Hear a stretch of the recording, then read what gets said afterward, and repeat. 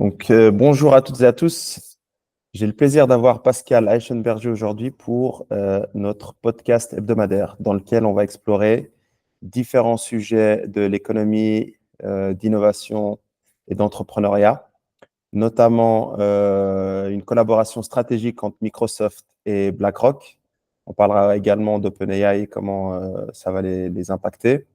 On parlera aussi de la plateforme d'e-commerce Temu, des horlogers suisses et enfin de Bruno Le Maire qui va venir enseigner à l'UNIL et à l'IMD.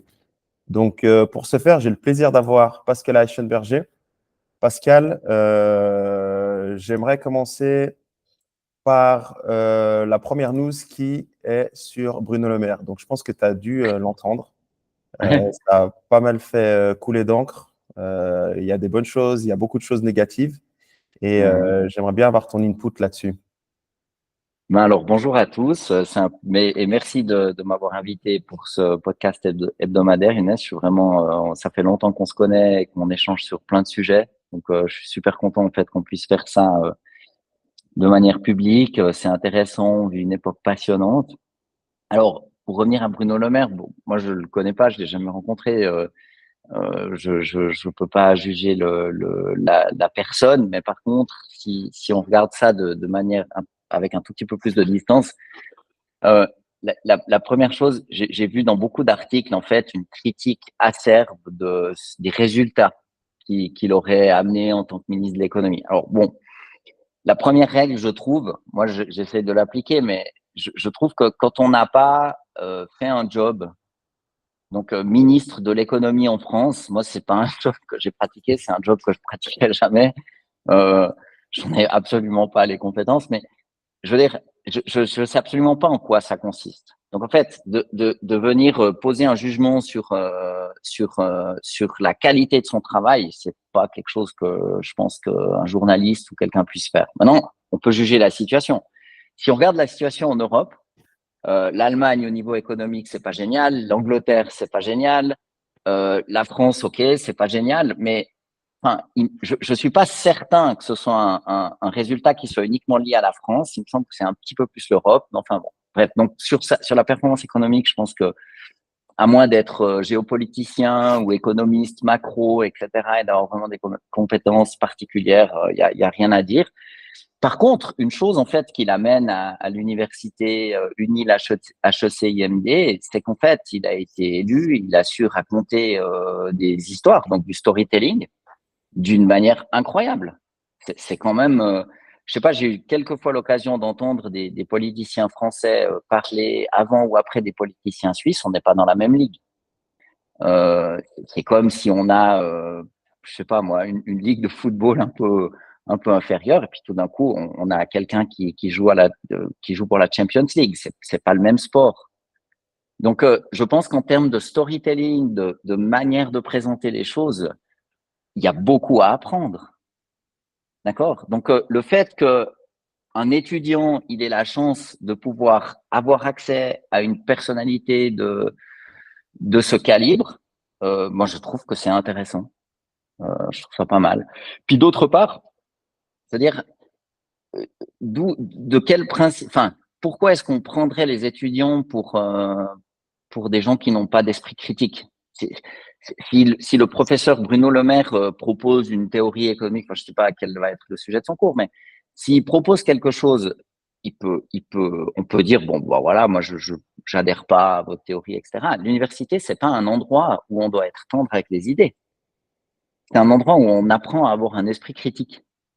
Enfin, l'université, les HES, n'importe où, mais c'est pas une formation professionnelle. On doit apprendre à réfléchir. Je pense que c'est encore plus important à l'ère de l'IA. Il faut commencer à écouter, en fait, tous les avis et puis se faire un catalogue, etc., puis commencer à naviguer là-dedans et forcément qu'on se trompe. Donc, je vois pas pourquoi ce serait ennuyeux pour les étudiants, parce que Bruno Le Maire, il amène un truc que probablement très peu de professeurs en Suisse ont, c'est qu'il sait s'exprimer en public d'une manière qui est tout à fait impressionnante. Alors, si déjà les étudiants prennent ça, ça m'a l'air pas mal.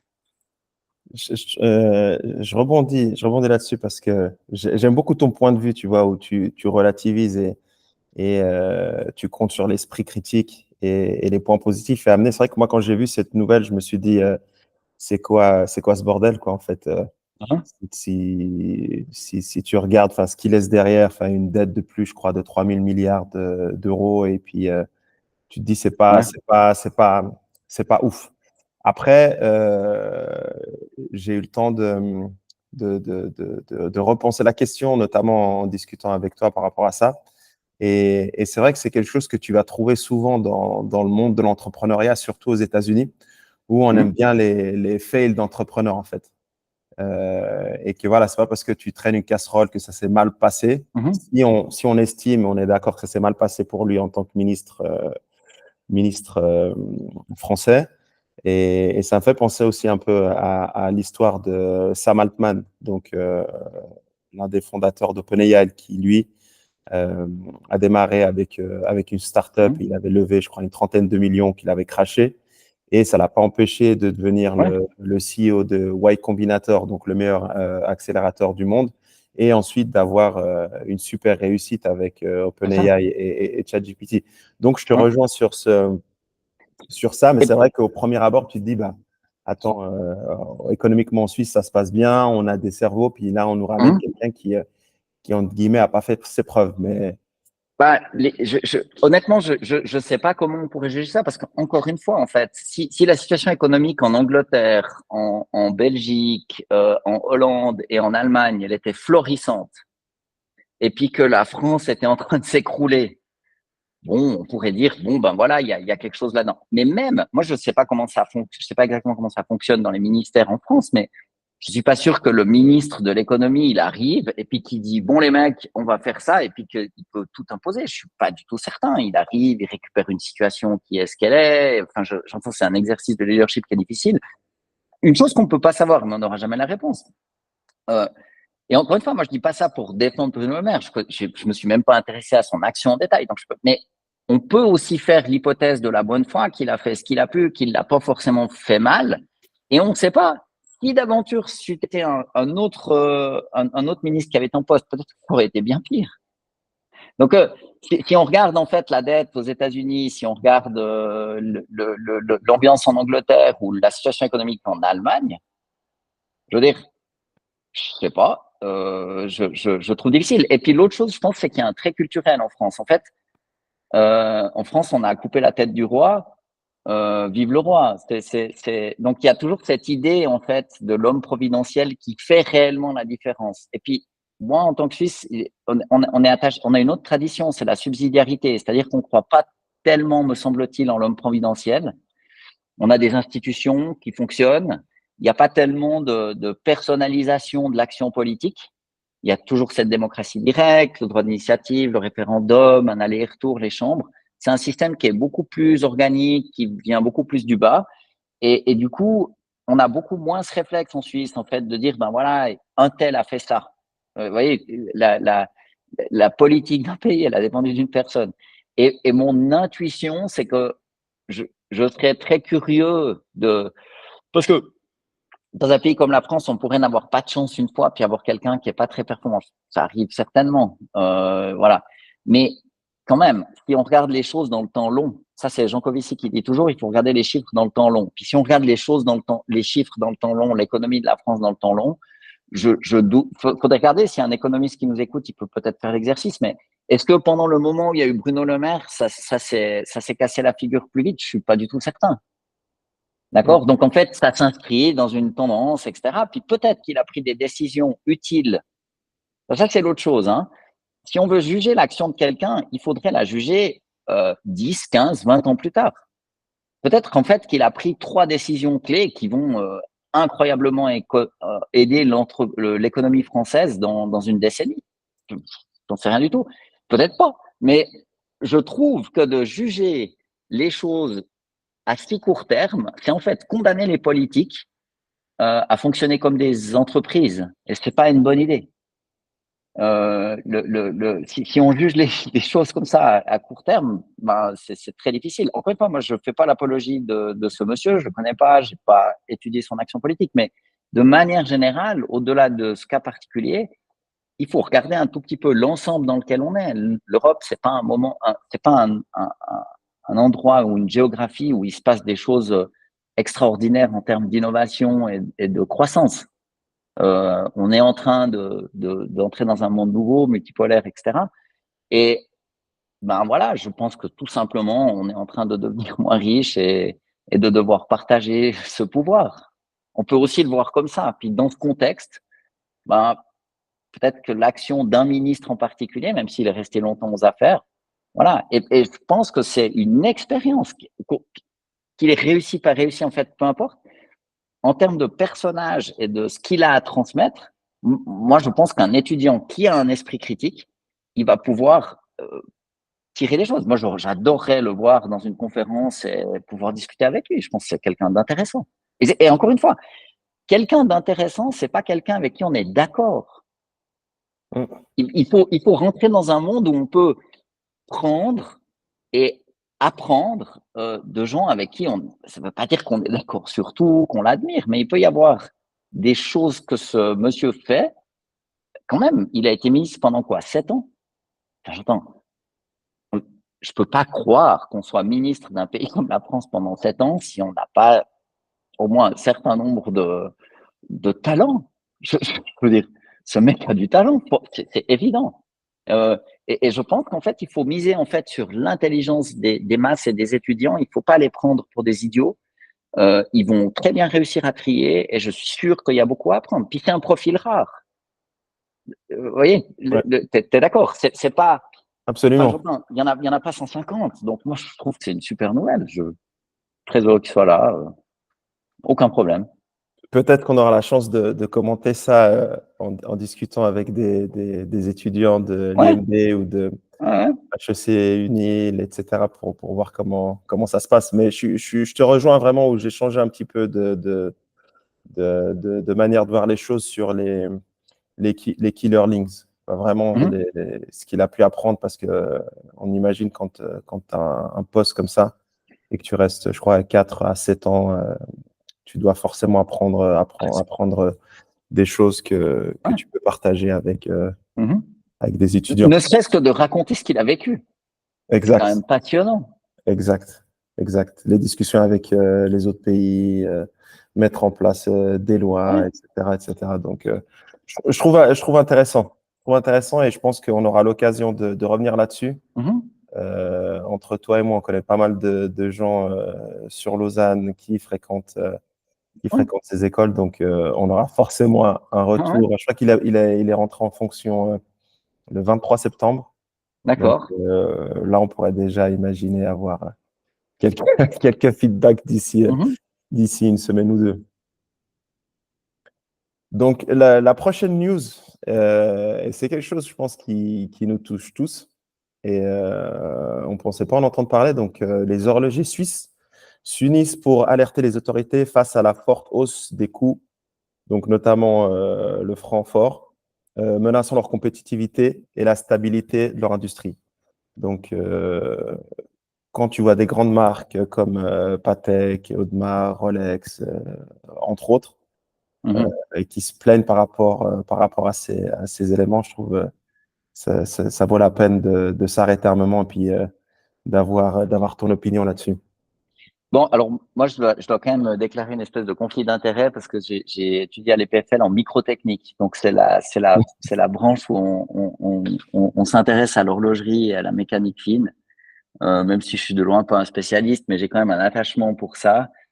Et puis, j'ai pas mal de copains, en fait, qui sont très, très actifs dans l'horlogerie. Alors, je pense, la première chose, je pense qu'on peut dire, c'est que l'horlogerie, en fait, ça représente énormément d'emplois. C'est une industrie qui est très, très importante en Suisse. Parce qu'en fait, il y a un savoir-faire, il y a d'innombrables, il y a les grandes marques, hein, bien sûr, mais après, il y a d'innombrables sous-traitants. Donc, je pense qu'en termes de création de valeur, de savoir-faire, de tradition, d'emplois qualifiés, etc., c'est une industrie qui est extrêmement importante pour la Suisse, beaucoup plus que ce qu'on l'imagine.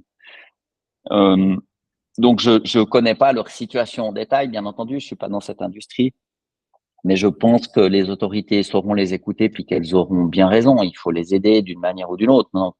qu'est-ce qu'il conviendrait de faire? Ça, j'en sais rien, mais bien sûr, il y a le Francfort. Alors, ça nous a aussi rendu assez compétitifs parce que le fait qu'on fonctionne dans une monnaie qui est forte, ça oblige en fait à innover, à être bon. Mais maintenant, peut-être qu'ils ont un problème particulier puis qu'il faut les aider. Mais je pense qu'en termes de secteur économique, c'est une industrie qui est super importante. Vraiment, vraiment, vraiment. Pour le pays, pour la Suisse romande. Euh, il y a plein de raisons pour les sous-traitants. En plus, c'est une belle industrie de voir quelqu'un qui fabrique une montre, c'est quand même extraordinaire. Donc, je pense que ça vaut vraiment la peine de les entendre. Euh, euh, alors, et puis c'est aussi une industrie qui passe par des cycles, hein. Il y a des moments qui vont bien, des moments qui vont moins bien, mais je pense que ce serait vraiment un désastre si on les soutenait pas. Et puis après, je pense que de manière un petit peu plus large, parce que là, il y a les choses qui sont liées au Francfort, mais ça, je le crois, je l'entends volontiers. Mais je pense que en fait, ils sont aussi face à une transformation de leur métier. Parce que si on y réfléchit bien, l'horlogerie, en fait, pourquoi c'était si important? Parce qu'en fait, ils ont réussi à… Enfin, leur métier, c'était de fabriquer un mécanisme qui permettait de mesurer le temps.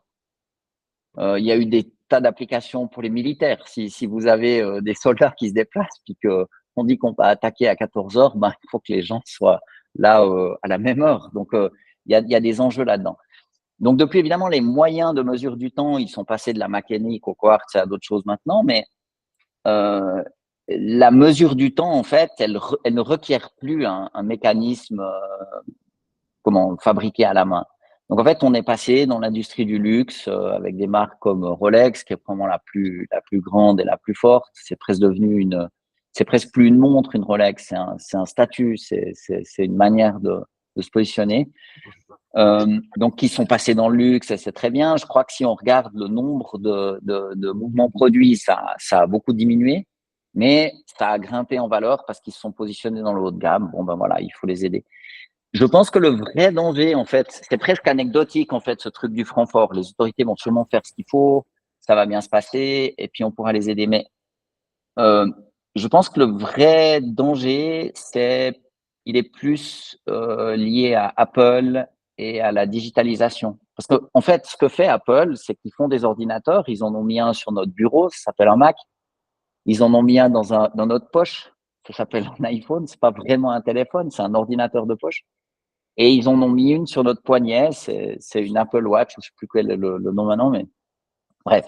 Donc en fait, ils squattent les poignets. Et puis, ça va très bien se passer tant que l'Apple Watch qui permet en fait de mesurer des tas de choses par rapport à la santé. Il y a aussi Huawei qui fait ça beaucoup en Chine, hein. Ils ont tout un système qui est lié à la santé, qui mesure ton sommeil, ton rythme cardiaque, tes pas. Les gens parlent tout le temps du « t'as fait combien de pas aujourd'hui ?» hein. Ça, c'est Apple qui permet de le faire. Donc, en fait, ils quantifient des choses. Comme l'industrie de l'horlogerie, elle a quantifié le temps, ben maintenant, ces devices connectés, ils quantifient des tas de choses et ils commencent à squatter les poignets. Et je pense que le truc où il faut se méfier, c'est que ce sera probablement, je dirais, assez difficile pour l'horlogerie suisse traditionnelle de faire une percée dans un ordinateur de poignet, parce que c'est vraiment un autre métier. Les savoir-faire, ils sont difficiles à réutiliser. Enfin, ça m'a l'air assez compliqué. Il faut faire du soft, il faut avoir des effets de plateforme. C'est rude hein, de se mettre dans ce business comme ça. Et du coup, comme on n'a que deux poignets, je suis pas certain que la montre mécanique, ça reste pour énormément de gens le symbole en fait de la réussite ou du bon goût. Peut-être que en fait les fabricants d'électronique ils vont réussir à se glisser là-dedans. Et à mon avis, c'est un peu ce que Apple fait. Hein. Si on regarde, on compare des pommes et des poires, mais Apple a toute une série de défis aux États-Unis parce que quand tu envoies un texto entre deux iPhones, tu as des bulles bleues. Et en fait, en Europe, on s'en fiche un peu, mais aux États-Unis, c'est vraiment un symbole parce que ça veut dire que tu as un iPhone. Donc, en fait, il y a cet effet de halo. Tu as un iPhone, moi j'ai un iPhone, on se parle ensemble, on est un peu du même monde.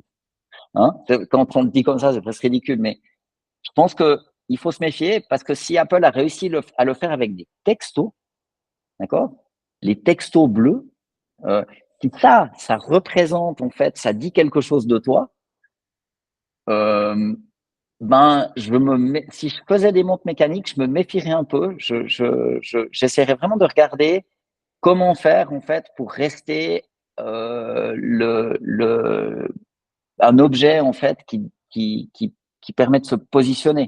Vous voyez, le truc c'est que ce sera dur de battre Apple, Huawei, Samsung sur leur terrain à eux. Parce qu'en fait, ils font des ordinateurs. Ce ne sont pas des montres. Ce sont de tout petits ordinateurs qui ont un bracelet et qui se mettent sur le poignet. Mais ce ne sont pas des montres. Simplement, ils squattent le même endroit. Alors, comment on fait pour quand même capturer ce halo de prestige, si tant est que ce soit réel, ça, je ne sais pas. Mais je pense que le vrai danger, il est là, quoi. Et je pense aussi, il y a un élément où j'aimerais avoir ton point de vue, c'est par rapport à la Chine. Donc, on voit avec toutes les Mhm. incertitudes économiques et que la majorité des grosses marques de luxe, bah, là, on voit avec les horlogers, puis on voit aussi avec euh, typiquement LVMH qui se plaignent justement comme quoi leurs chiffres sont en baisse et que on a aussi, je pense, maintenant créé cette dépendance via de la Chine où tu as beaucoup de justement, enfin, dès que les Chinois ils ont des problèmes au niveau économique et qu'ils dépensent moins, bah, Mhm. on est tout de suite impacté. Ouais, bon, je sais pas. Alors, je connais pas les chiffres en détail, mais je dirais que une entreprise LVMH, c'est une réussite, mais fantasmagorique.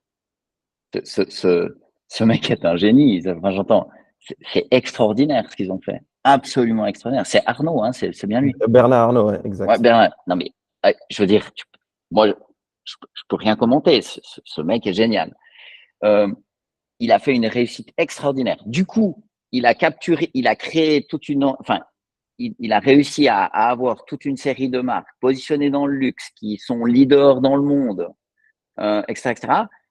Puis comme maintenant, en fait, il est l'acteur principal du monde du luxe, quand un immense marché a un coup de mou, ben, il va un peu moins bien.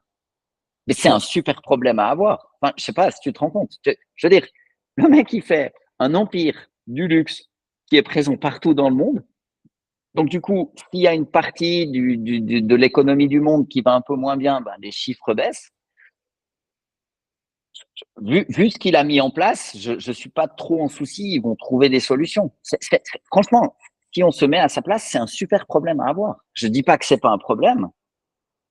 Ben, quand tu as le marché mondial, quand l'économie descend un peu, ben, tu descends un peu. Ouais. Mais Mais est-ce que enfin là on parle d'LVMH, mais hum, pour revenir aux montres, est-ce que tu penses qu'à un certain moment, bah, il y a beaucoup de gens qui aussi achètent la Rolex ou d'autres comme valeur refuge, mais ouais, est-ce que tu penses qu'à un moment donné, mis à part les aspects très techniques, tu parlais de microtechnique tout à l'heure, mais uhum. est-ce que l'industrie peut encore innover en fait? Est-ce que l'industrie Ah oui. peut, peut réinventer leur business model? Est-ce qu'ils peuvent venir avec quelque chose de nouveau sur le marché? Est-ce qu'on pourrait imaginer une collaboration Audemars Piguet avec Apple? Je sais pas. Enfin, tu vois, quelque chose qui, Alors, qui changerait sur du long terme, tu vois? je dirais, le positionnement de la montre suisse mécanique, Prestige, Rolex, Audemars Piguet, Patek, etc., etc., on ne peut pas les citer tous, mais je suis pas très inquiet. En fait, ils vont peut-être faire moins de modèles, des modèles plus chers, ils vont s'adapter, c'est leur métier. Je veux dire, c'est OK. Là, ils ont un coup de mou à cause du confort, faut les aider, mais ça va rester. C'est un bijou. C'est la tradition du bijou. C'est un bijou qui est compliqué à faire, et puis en plus, il bouge. Et puis, il y a des gens qui sont absolument passionnés. Donc il y a des innovations à faire, mais moi, j'ai été beaucoup impliqué dans l'innovation pour Logitech. Quand on fait une nouvelle souris pour ordinateur chaque année, je sais pas si tu vois le défi. Je veux dire, tu rajoutes un bouton, tu l'as peint autrement, tu fais un truc différent. Logitech fait ça depuis 25 ans, plus maintenant, 30 ans, tu vois. Donc, non, moi, je suis pas inquiet de ce point de vue-là. Après, faire un gros move et puis faire alliance avec le côté on mesure tout, on a un ordinateur aussi, c'est sûr. Et c'était mon propos avant. Je pense que le vrai danger, il est là. C'est quelle est la marque qui distribue du prestige quand elle est à ton poignet. Parce que l'intérêt d'avoir une Rolex, moi, j'en ai pas, je m'en fiche un peu, mais l'intérêt d'avoir une Rolex, c'est d'envoyer un message. Tu dis, ben voilà, moi, j'ai une Rolex. C'est ces gars-là qui disaient à 50 ans, si t'as pas une Rolex, t'as loupé ta vie. Moi, je suis pas tellement d'accord, mais il y a des tas de gens qui pensent ça. Donc, en fait, si tout d'un coup, les marques comme Apple, elles arrivent à capturer ce prestige, alors là, c'est dangereux. Et je pense ils y travaillent, j'imagine, hein, jour et nuit. En tout cas, j'espère pour eux. Et puis, je pense qu'il faudrait évidemment tenter quelque chose. Mais il faudra faire des alliances parce que il me semble pas qu'il y ait encore, peut-être je me trompe, mais il me semble pas qu'il y ait encore de marques en Europe qui fassent des ordinateurs. À ma connaissance, il y en a pas. Il y avait Olivetti, il y en avait, hein, mais elles ont toutes disparu. Donc, je suis pas sûr qu'on ait ce savoir-faire. Peut-être qu'on peut inventer un ordinateur sur le poignet, mais là, l'immense défi, c'est tout l'écosystème software. Ce qui fait une partie de la richesse de l'Apple Watch, c'est qu'en fait, il y a un App Store, qu'il y a des millions de développeurs qui développent des choses, qu'ils ont tout un savoir-faire dans la manière dont ces objets connectés fonctionnent. Et ça m'a l'air d'être extrêmement distant de ce qui se passe dans une montre mécanique. Alors, un truc qu'il faudrait observer, qui serait assez intéressant, on a vu récemment des collaborations entre les marques automobiles et les marques de montres. Ils ont essayé de faire des collaborations. Je ne sais pas à quel point ça a été un succès, je ne peux pas dire, mais il y a, à mon avis, là derrière, ce même esprit qu'en fait, ce sont des objets de prestige et puis qu'on essaye de se mettre ensemble pour le faire. Mais une automobile avec un moteur à combustion, c'est quelque chose qui fait du bruit, qui est vivant, etc., etc. Une montre, je vois c'est de la mécanique, hein, donc je vois les traits communs. Je pense qu'un ordinateur au poignet, il faut vraiment le voir comme ça. C'est un ordinateur au poignet, ça veut dire que son software, ça fait rien. Voilà. Mais oui, il faut essayer de faire des alliances. C'est vraiment pas un truc où je partirai tout seul parce que c'est tellement difficile.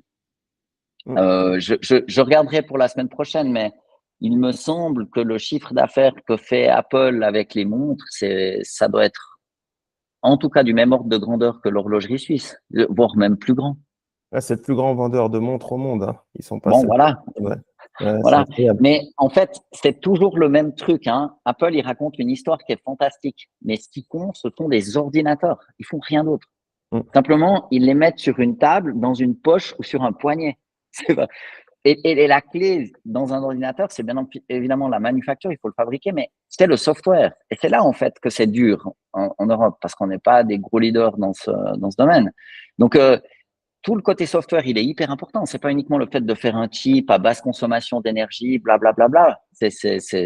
Bon, c'est bien, ça peut aider, mais après, comment tu fais pour faire toutes les petites applications qui te permettent de résoudre ça? Tu vois, Ouais. d'amener de la valeur. Par exemple, même si on regarde, et je pense qu'il y aura un lien. Par exemple, je voyais l'autre jour, Amazon Web Services, ils ont lancé une offre dans la santé. Donc, si je dis pas d'ânerie, aux États-Unis, en tout cas, si tu es membre Amazon Prime pour 99 $, t'as accès à plein de médecins en remote, etc., l'IA, etc. Ils ont fait un truc de dingue. Je sais pas si la qualité des soins est bien, mais disons, ça m'a l'air extrêmement innovant et prometteur. Pas parfait au début, mais c'est intéressant.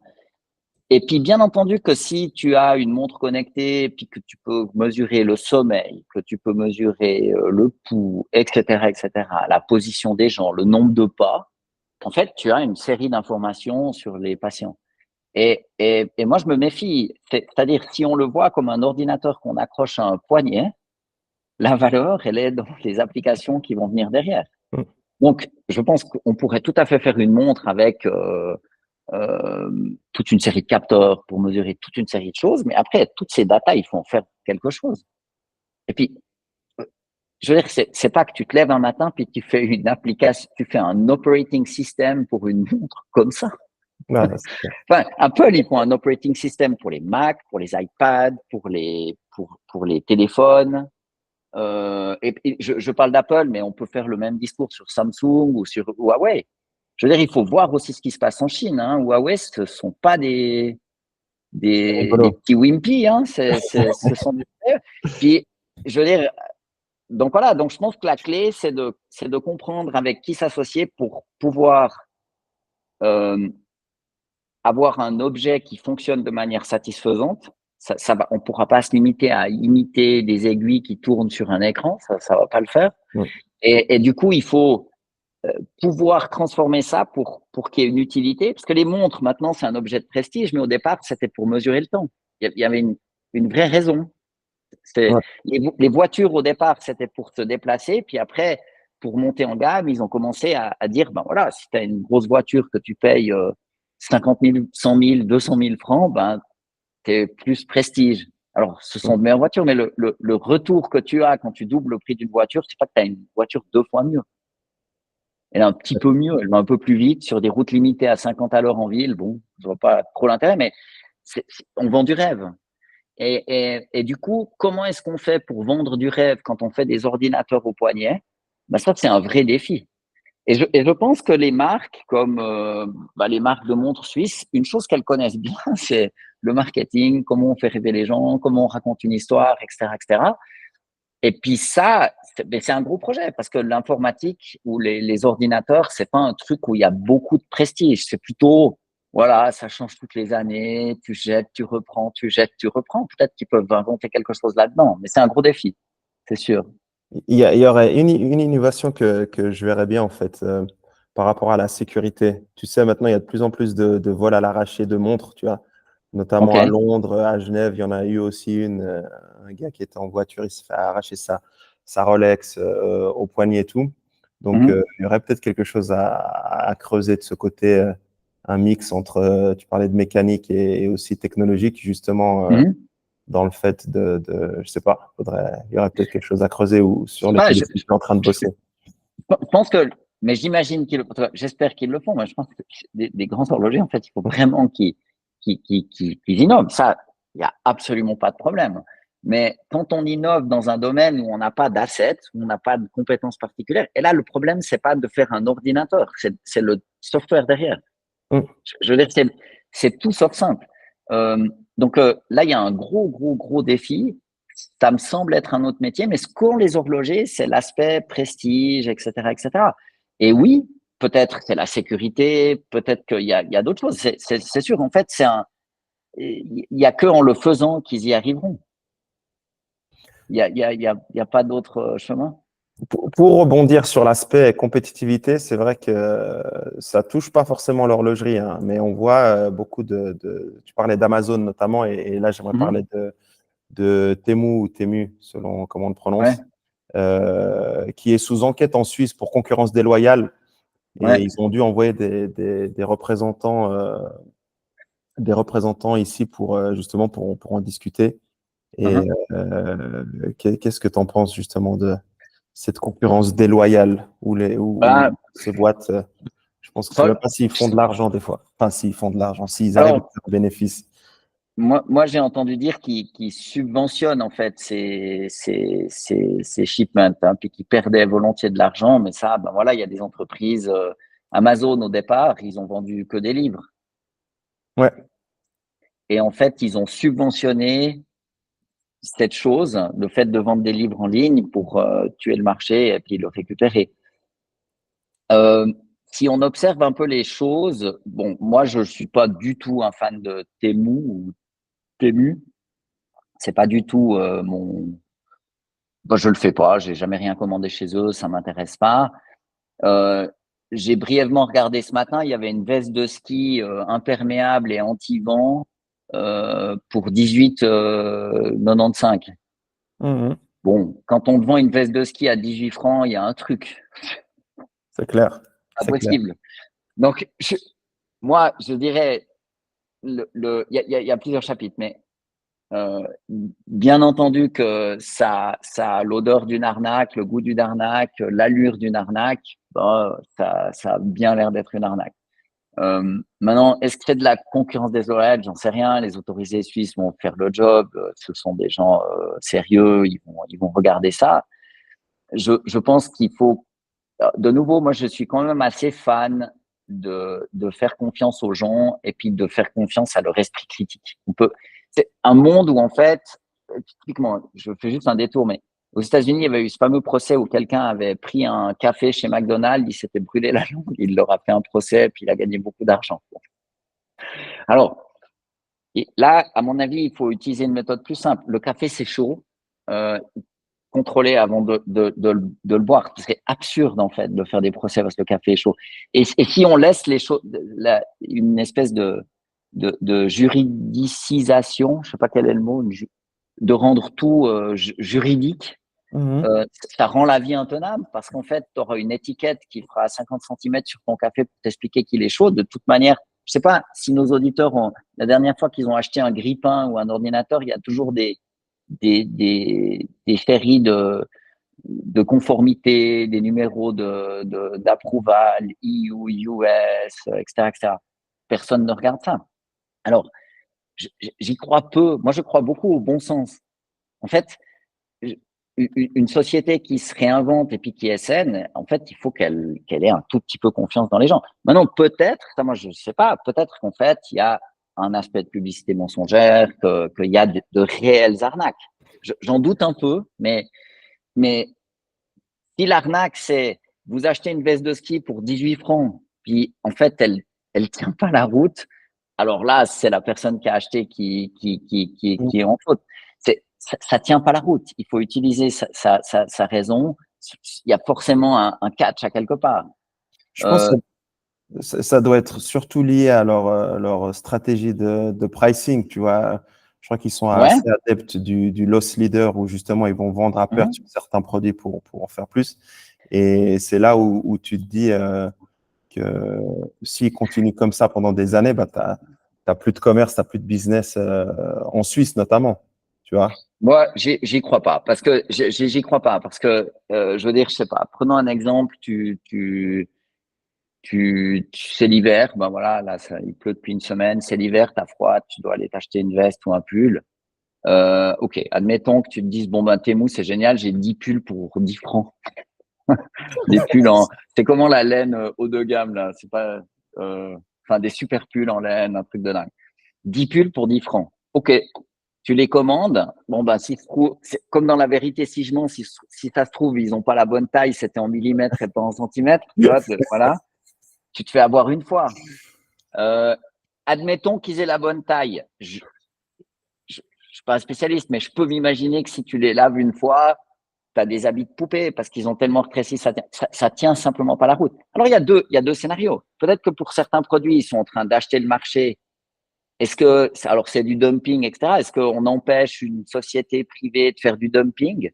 Je sais pas. Et quand les grands magasins, quand les supermarchés font des promotions sur les Pampers, pourquoi ils le font? Ils le font parce que ça attire les parents qui, bien entendu, font des commissions et font à manger. Et puis, du coup, ils achètent des salades, du riz, du poulet, etc. On compare, ce qui est pas, c'est pas la même échelle, mais j'entends, je suis pas sûr qu'on pourra légiférer là-dessus parce qu'il suffit qu'ils arrêtent et puis c'est réglé. Le grand truc, c'est qu'en fait, Temu, à mon avis, il y a deux problèmes. Le premier, c'est qu'en fait, ils vendent des produits qui, j'imagine, la plupart du temps, tiennent pas vraiment leurs promesses. Je regardais ce matin, ils font une espèce d'immense AirPod qui tient dans la main. À mon avis, c'est presque un peu comme un casino, c'est pour se marrer en fait. Les gens ils s'achètent des choses. Alors, ce qu'il faut aussi voir, c'est que Il y a il y beaucoup a, de il y a une, gamification, c'est vrai. ouais, voilà, mais moi je pense que ça présente absolument aucun intérêt. Peut-être c'est pas ma génération, je suis pas dans le coup quoi. Mais c'est pour se marrer, ça coûte 5 francs, les gens font une commande. Il faut bien penser que si ça vient de l'autre bout du monde, c'est pas top comme idée Mm. parce que ça pollue énormément. Mais ben voilà, c'est comme ça, c'est un peu une contradiction du capitalisme. D'un côté, c'est bien, puis d'un côté, c'est pas bien. Mais moi, je crois vraiment, vraiment, vraiment, peut-être qu'il faut simplement informer les gens, leur dire, ben voilà, vous faites attention à ce que vous commandez sur Temu, c'est votre responsabilité. Mais je, je, je doute qu'il y ait beaucoup de gens qui commandent des choses sur Temu puis qui disent, mais ouais, j'ai acheté une montre connectée pour 8 francs 50, puis elle marche pas comme je l'espérais. Enfin, il y a un moment, c'est presque une blague. Et il faut que les gens soient conscients que ça a pas bonne réputation. Le seul truc peut-être, c'est que, et là, le législateur pourra rien faire, c'est qu'en fait, ils semblent être super bons en fait dans le marketing digital qu'ils font. C'est-à-dire que euh, tu vas une fois sur leur site, tu as des pubs de partout, on te propose les choses, ils te profilent, ils font, avec l'IA, ça va devenir de plus en plus. Ils vont pouvoir te proposer à toi le bon produit au bon moment. D'accord? Tu vas voir que les pubs qui vont fonctionner pour toi, Younes, au moment où ça va fonctionner. Donc, c'est clair que là, et je fais un petit zoom arrière sur la chose, mais on pourra pas faire l'économie en fait de faire confiance aux gens, de les informer. Il faut que les gens prennent l'habitude de se forger une opinion. C'est un peu la même remarque que sur Bruno Le Maire. Si on considère que les étudiants à l'université sont tellement fragiles qu'on peut pas les exposer à une expérience ou une opinion parce qu'ils vont tout croire, ben on est foutu. Et là, alors Temu, c'est un peu différent parce que je m'imagine si tu as un petit commerce et puis que tu vends des choses, c'est délicat, mais ça, c'est le commerce en ligne, c'est pas tellement Temu. Enfin, je veux dire, Amazon, si tant est qu'il fasse un bon job, c'est un peu la même problématique. Ouais, Donc, vraiment. Bah, tu as ça avec Amazon, tu as ça avec Zalando, tu as ouais, ça avec toutes les plateformes d'e-commerce. Et c'est là où aussi on est. Je pense que tu as aussi les mastodontes en Suisse qui n'ont pas réussi à faire ce virage digital, en fait, du numérique, en digitalisant leur plateforme et puis où on a un gros oh, retard. je sais pas, la Migros et la Coop, ils l'ont fait, hein. Ça marche bien. Ouais, parce que c'est des denrées périssables, quoi, où tu vas pas Ouais. les importer d'ailleurs. Mais pour tout ce qui est vêtements, bon, déjà, le fait de produire en Chine, bah, c'est beaucoup moins cher que si on produit en Europe. Mhm. Mais tu vois que les Manor,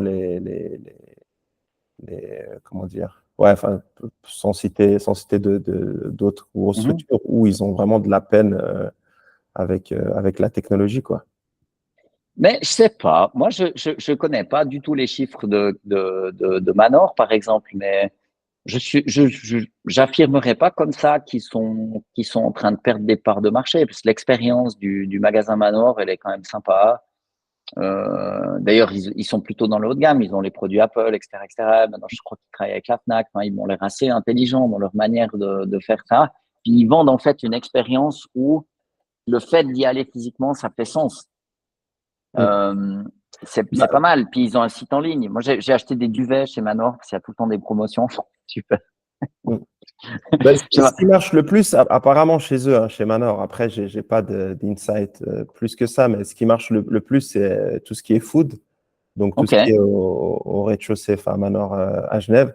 Mais après, je Mhm. sais que par rapport aux vêtements, ils ont un peu plus de mal. Mais je Alors pense ça, que c'est possible, ouais.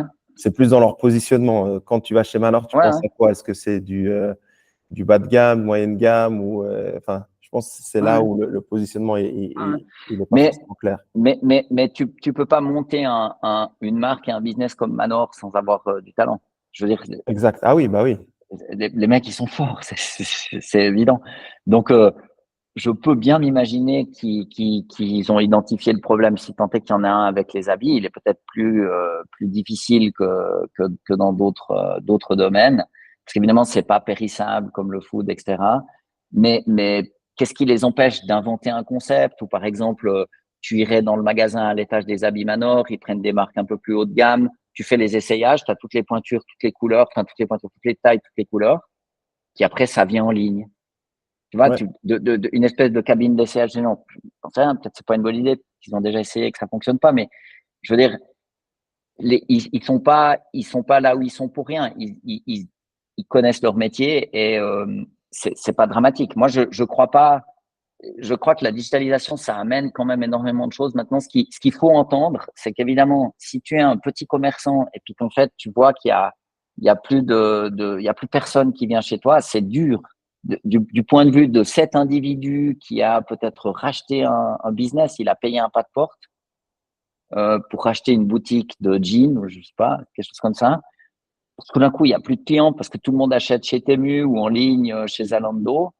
Euh, c'est un peu amer comme pilule à avaler. Mais d'un autre côté, euh, ça, c'est le capitalisme. C'est-à-dire que si tu te lances dans un business, si ça marche pas, ben, c'est tant pis pour toi. Puis c'est ça qui donne un incentive, en fait, pour cette réinvention permanente. Mm. Donc, moi, je pense qu'en fait, il faut être extrêmement compréhensif et doux parce que le désarroi, il est réel. Le désarroi de ces commerçants, je suis absolument persuadé qu'il est réel et puis que c'est difficile.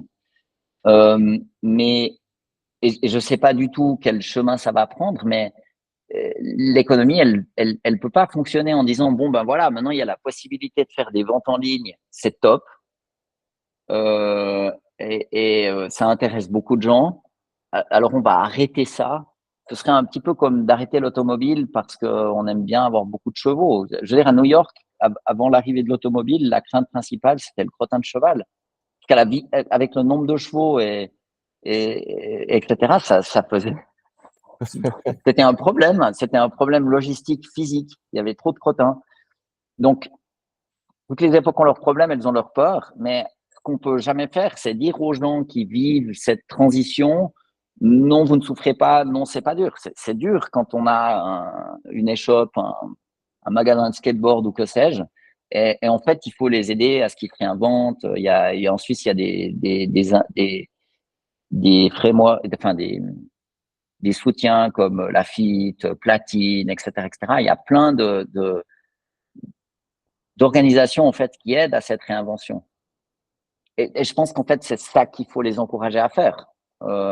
Moi, j'ai jamais eu de magasin, je connais pas forcément le retail, mais s'ils se plaignent en masse, c'est que c'est difficile et puis il faut les aider en fait à se réinventer puis ou alors à faire autre chose.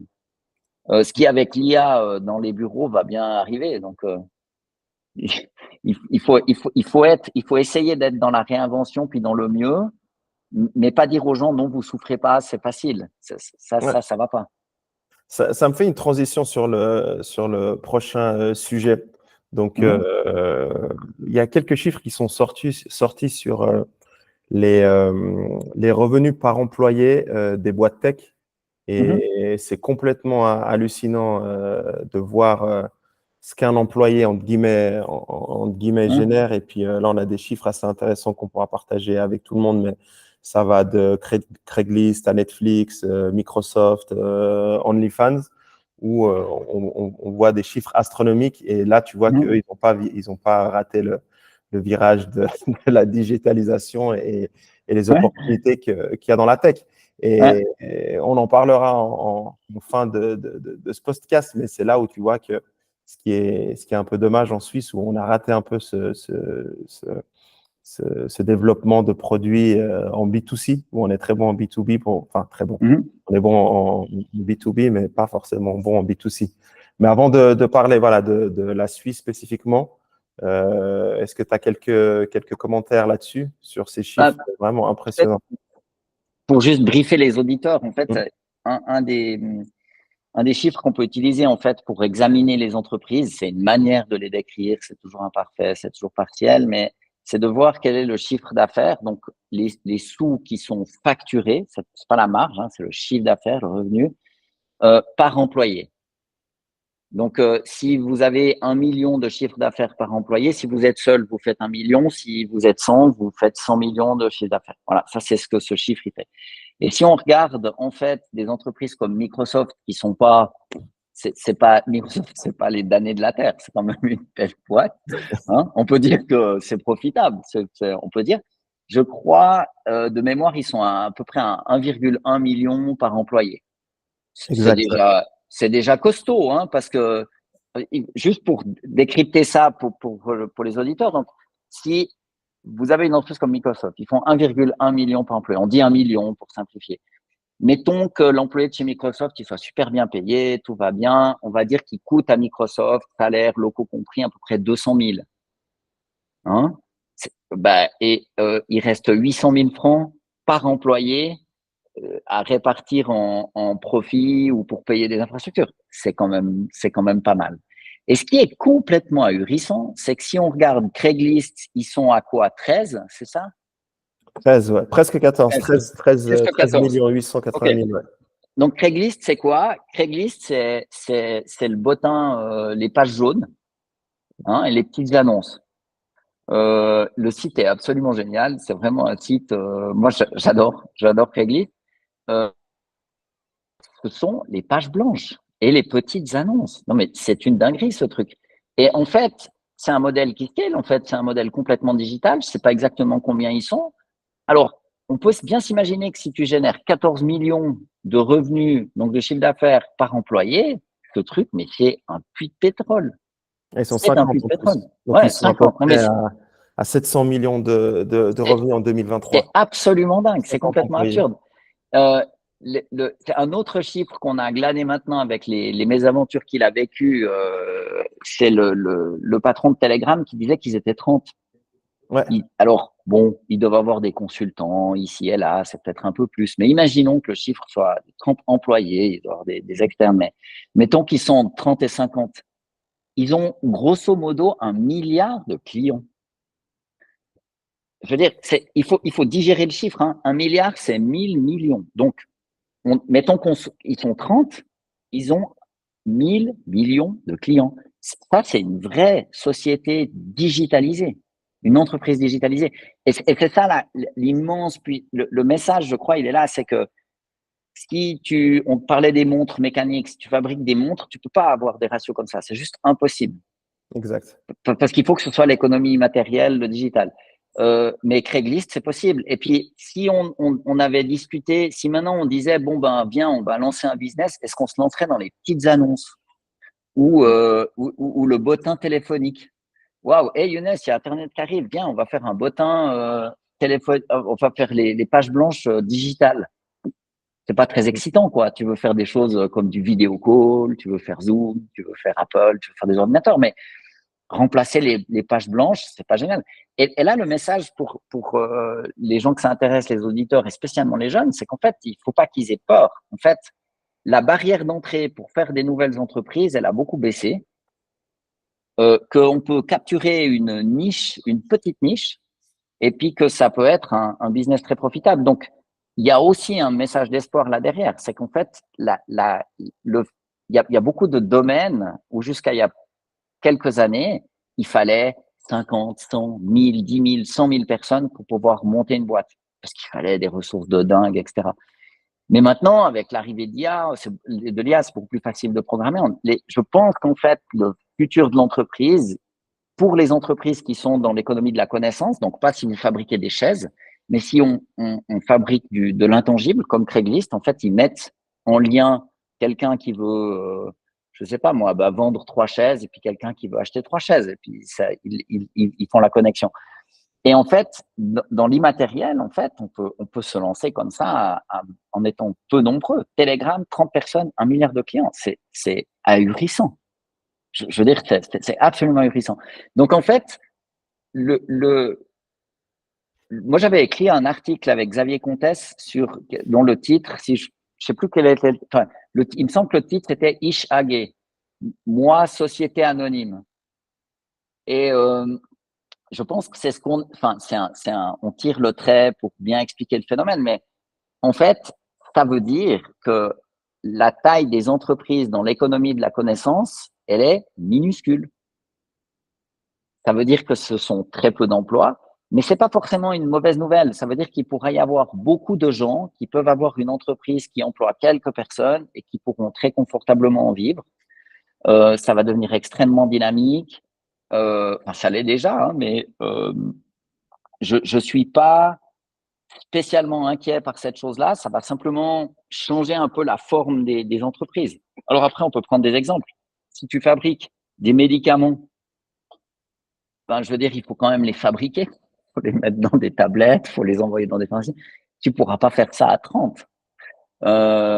Si tu fabriques de la moutarde ou de la poudre en lait pour bébé, ben, c'est quand même des camions, il faut les fabriquer, il faut du monde. Donc, dans l'économie réelle, hein, fabriquer des chaises, des tables, à manger, etc., etc., il n'y aura pas ce truc-là. Mais dans l'économie de la connaissance, c'est-à-dire un système de communication comme Telegram, les petites annonces comme Craigslist, etc., etc., eh ben, on voit que OnlyFans, c'est en fait une plateforme qui met les gens en lien. Ben, il n'y a pas de miracle, en fait. Là, les profits, ils vont être mais, fantasmagoriques. Mais ce qu'il faut voir aussi, c'est qu'il n'y a pas uniquement les profits qui vont exploser par employé, mais il y a aussi la concurrence qui va s'accélérer. Parce que maintenant, les barrières à l'entrée, ce que les Américains appellent le moat, donc la rivière qu'il y avait autour des châteaux en Europe. Donc, voilà, les douves, voilà, les douves, pas une rivière, les douves. En fait, comment tu fais pour te protéger d'un nouvel entrant qui programme un truc en 3 nuits qui est aussi bien que le tien? Waouh! Surtout Alors, avec l'IA Craigslist, maintenant, ouais. ouais, mais Craigslist, en fait, ils ont un mode parce que comme tout le monde va sur Craigslist, puisque tout le monde connaît Craigslist, pourquoi tu t'ennuierais à passer une petite annonce sur une plateforme où il n'y a personne qui va les regarder? Personne ne va le faire. Puis, d'un autre côté, si on regarde des entreprises comme Ricardo ou Petites Annonces en Suisse, je ne sais pas quels sont leurs chiffres, comment ils se développent, mais où il y a Imo Scout, Imo 24, un truc comme ça, où en fait c'est un truc plus local, bah, ils ont l'air de survivre. Donc en fait, Ouais. on peut aussi régionaliser ces approches. Hein, et je crois que ce qu'il faut, c'est essayer de capturer une niche. C'est beaucoup plus facile à faire qu'il y a quelques années. Il faut y aller. Ça marche pas, ben tant pis. On en parlait avant. Ça marche pas, ben on aura appris quelque chose. Il faut essayer de devenir plus entreprenant et plus entrepreneur parce que cette metrics qu'en fait on peut faire beaucoup de chiffre d'affaires par personne, ça veut dire qu'avec un groupe petit, donc peu d'investissement, on peut monter un business. Et moi, je trouve que ça, c'est cool. Mais attention, hein, ça s'applique pas aux montres suisses. C'est pas que les deux dans un garage, on va commencer à faire des ressorts et puis à faire des boîtiers et des aiguilles. Aucune chance. Mais dans l'économie de la connaissance, en fait, on peut. Ça veut dire qu'on peut développer des logiciels, je ne sais pas moi, pour les médecins qui gèrent leur cabinet, pour plein de trucs. En fait, il y a vraiment la possibilité, en fait, qu'il y ait un foisonnement et puis qu'il y ait un foisonnement local. Un autre exemple qu'on peut donner, c'est Twint. Twint, en fait, c'est quand même bien pratique. Je pense que la plupart des auditeurs les utilisent. Je serais très curieux de savoir, si un auditeur là, ça m'intéresserait qu'il le mette en commentaire, de savoir quelle est leur part de marché par rapport à Apple Pay en Suisse. Mmh. J'ai aucune idée, mais n'empêche, de ce que j'en sais, Twint, ça a l'air d'être une grande réussite. En fait, ça fonctionne bien. Je pense que tout le monde apprécie. D'ailleurs, quand ça fonctionne pas, les rares fois où ça fonctionne pas, c'est l'enfer. Ouais. Euh, Tout le monde se plaint. Ça montre à quel point on compte sur cette infrastructure. Ben, c'est un truc, à ma connaissance, ça n'existe qu'en Suisse. Donc, en fait, on a fait un système digital local. Ça existe, en fait. C'est quelque chose qui est possible. Donc, moi, je pense que le message principal, c'est la, la, la, la possibilité de faire des entreprises dans l'économie de la connaissance, elle est devenue plus grande. C'est plus facile. Enfin, plus facile. Ça demande moins de ressources monstrueuses. Je réponds à ta question. J'ai regardé, je ne sais pas si ces chiffres sont exacts, mais comme part de marché, Twint, ils sont à 57% Pas et mal, hein? Apple Pay, ils sont à 39%. Donc, Ok. c'est assez intéressant. Et je rebondis aussi tu as parlé de Craigslist et je trouvais assez Mhm. intéressant. Je regardais maintenant, c'est qu'ils ils existent depuis 1995. Donc, Ah, tu vois? c'est énorme Ouais, pour une boîte comme ça qui a rien de, on va dire, de révolutionnaire. ouais, Ça fait ouais, presque 30 ans qu'ils existent. Et puis, juste sur OnlyFans, c'est incroyable parce que ils sont à 42 employés et le revenu par employé est de 30 millions. Donc, c'est ouais, quelque c'est dingue. chose de complètement ahurissant, quoi. C'est... Et quand tu penses que leur grosse margin, ils doivent être à du 80, 90% de marge brute, Non, mais c'est de la tu peux folie. plus parler de marge là. C'est une dinguerie dingue. En fait, c'est ahurissant. Alors, c'est clair que maintenant, ce qui serait, je connais pas extrêmement bien OnlyFans, mais je sais pas à quel point ils vont pouvoir empêcher un concurrent de, de les concurrencer. Je m'explique. En fait, s'ils font 30 millions par employé, ce qui est zinzin, c'est absolument zinzin, donc respect pour les mecs qui ont fait ça, c'est extraordinaire. Mais imaginons maintenant qu'il y ait quelqu'un en Suisse, en France, en Allemagne, en Angleterre, aux États-Unis qui se disent, bon, ils font, allez, 80% de marge, ce qui est une dinguerie. Ben, nous, on va le faire, mais avec 5% de marge. D'accord? Ce qui est pas mal non plus. En fait, ils peuvent entrer sur ce marché, les artistes ou les gens qui vendent des prestations sur OnlyFans, peut-être qu'ils vont être contents en fait d'avoir une plateforme alternative qui prenne moins, d'accord? Et ça s'appelle la concurrence. Donc je ne sais, peut-être qu'ils ont un mécanisme qui empêche en fait des concurrents d'émerger, c'est possible, je sais pas. Mais je dirais, si vraiment il y a ce livre là sur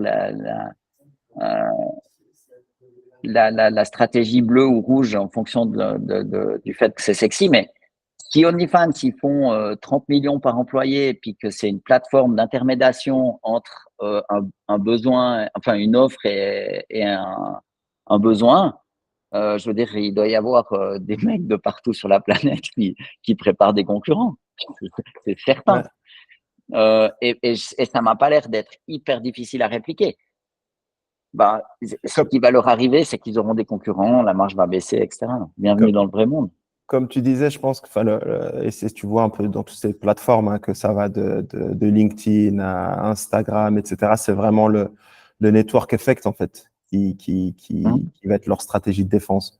Où tu préfères aller sur une plateforme où tu as déjà des millions d'utilisateurs plutôt que d'aller sur des plateformes. Et on l'a vu avec Meta qui a essayé de concurrencer X, Mmh. Twitter avec leur thread et qui a pas forcément marché parce que c'est assez compliqué. J'imagine que quand tu as, voilà, t'as déjà des interactions, tu as des gens qui sont sur cette plateforme, de basculer sur un autre truc, c'est Ouais, c'est plus tricky, tu vois. c'est vrai, ça joue un rôle, mais je pense qu'il y a un autre rôle en fait. Imagine que Meta, tu es dans le board de Meta et puis en fait, je sais pas combien ils gagnent par employé ni par mois, mais c'est un truc de dingue. Et Meta, en ils fait, sont à, je vais te dire tout de suite, ils hein. sont où? Meta, ils sont à presque 2 millions. 2 Bon, millions pour 67 voilà, 000 employés. voilà. Donc tu gagnes déjà 2 millions par employé et tu as Employés. 67 000 employés. Je veux dire, faut, faut, faut laisser, faut laisser le truc percoler et puis prendre acte qu'on est quand même face à une dinguerie. C'est C'est clair. ahurissant. C'est le double de Microsoft. Ouais. Je veux dire, quand même. Ouais. Et en fait, quand tu es dans une situation où tu as des chiffres pareils, tu peux te lever tôt pour trouver un business qui fasse move the needle, comme disent les Américains. Donc, en fait, tu n'en as pas besoin. Tandis que X, ils sont bien obligés de réussir. Tu vois? Donc, il y a toujours ce truc de est-ce que tu rentres dans un nouveau business et que le fait de réussir, c'est une absolue nécessité, sinon tu as tout perdu. Un truc que je peux raconter, mais que j'ai travaillé assez longtemps chez Logitech et on pourrait se dire, mais les grands concurrents de Logitech, il y a évidemment les concurrents chinois bas prix, etc.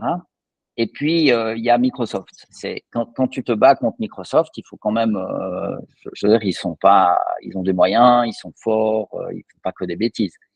Et en fait, pourquoi Logitech fait des souris, des claviers, des périphériques qui sont extraordinaires? Moi, je peux te dire et témoigner de pourquoi. C'est parce qu'en fait, tous les matins, les gens chez Logitech, ils se disent, il faut qu'on soit bon. Parce qu'on ne vend pas Word, on ne vend pas Windows, on ne vend pas des serveurs, on n'a pas Azure.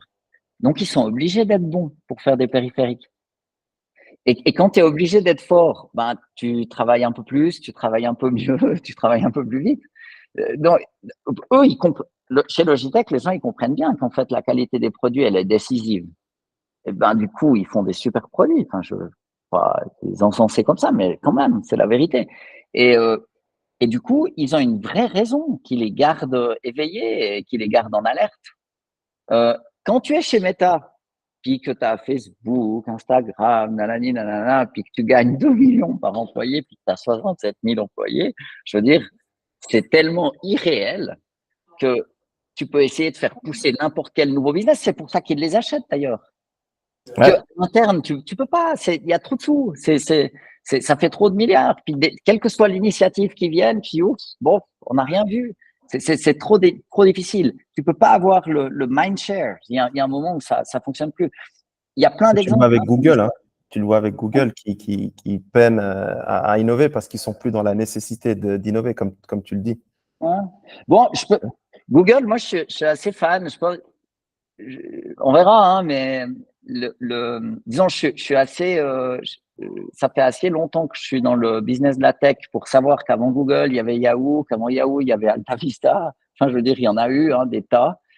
Un truc qui m'a toujours halluciné, c'est le fait que Google, ils avaient leur page, ils misaient tout sur la vitesse. Hein.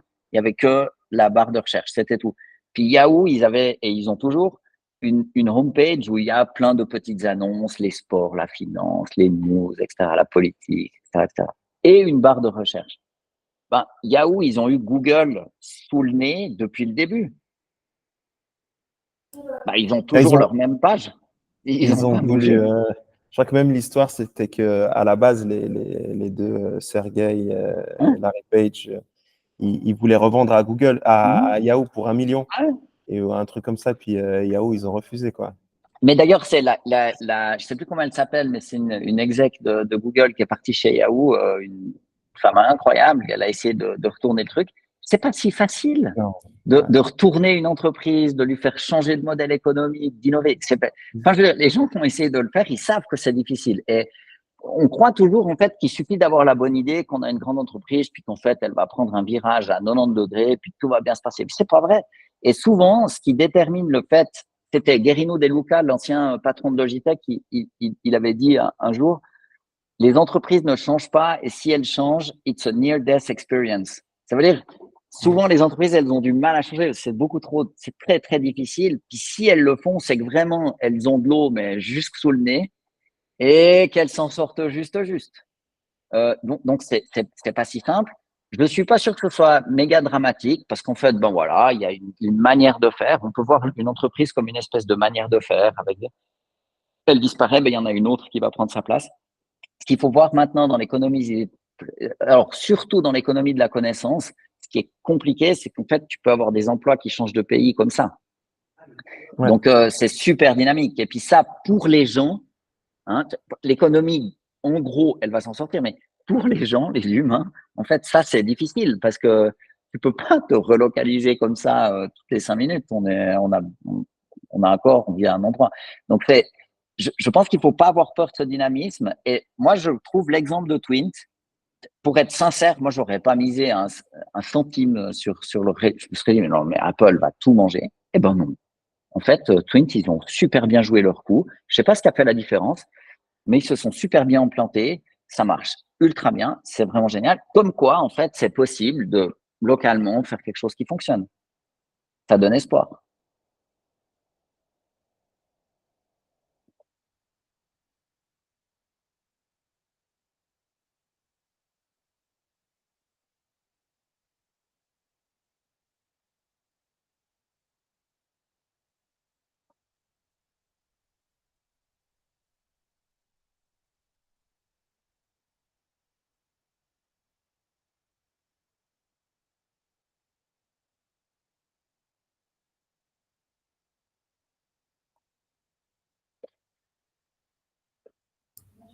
Oui, Ah pardon, voilà, t'es de retour.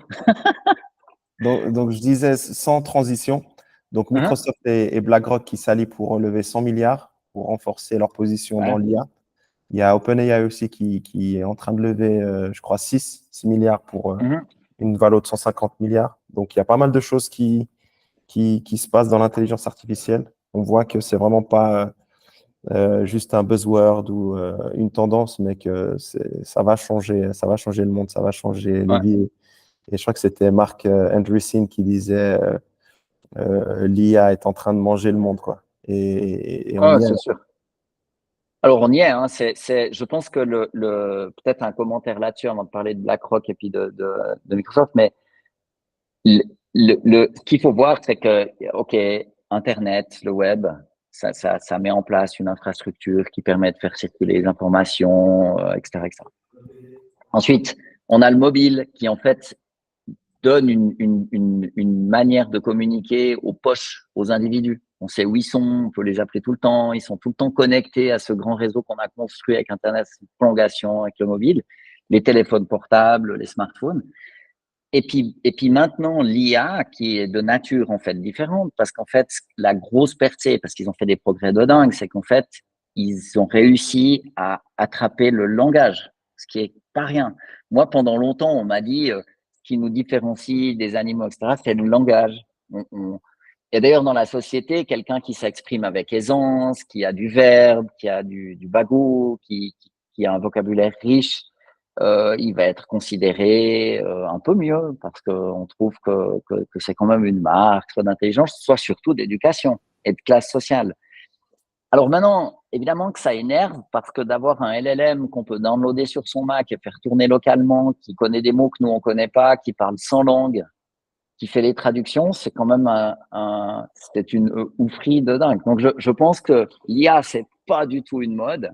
Il va y avoir une bulle, ça va retomber, c'est toujours comme ça parce qu'il y a un surinvestissement. Mais pourquoi il y a un surinvestissement? C'est parce que c'est vraiment en train de manger le monde. Ça, c'est absolument clair.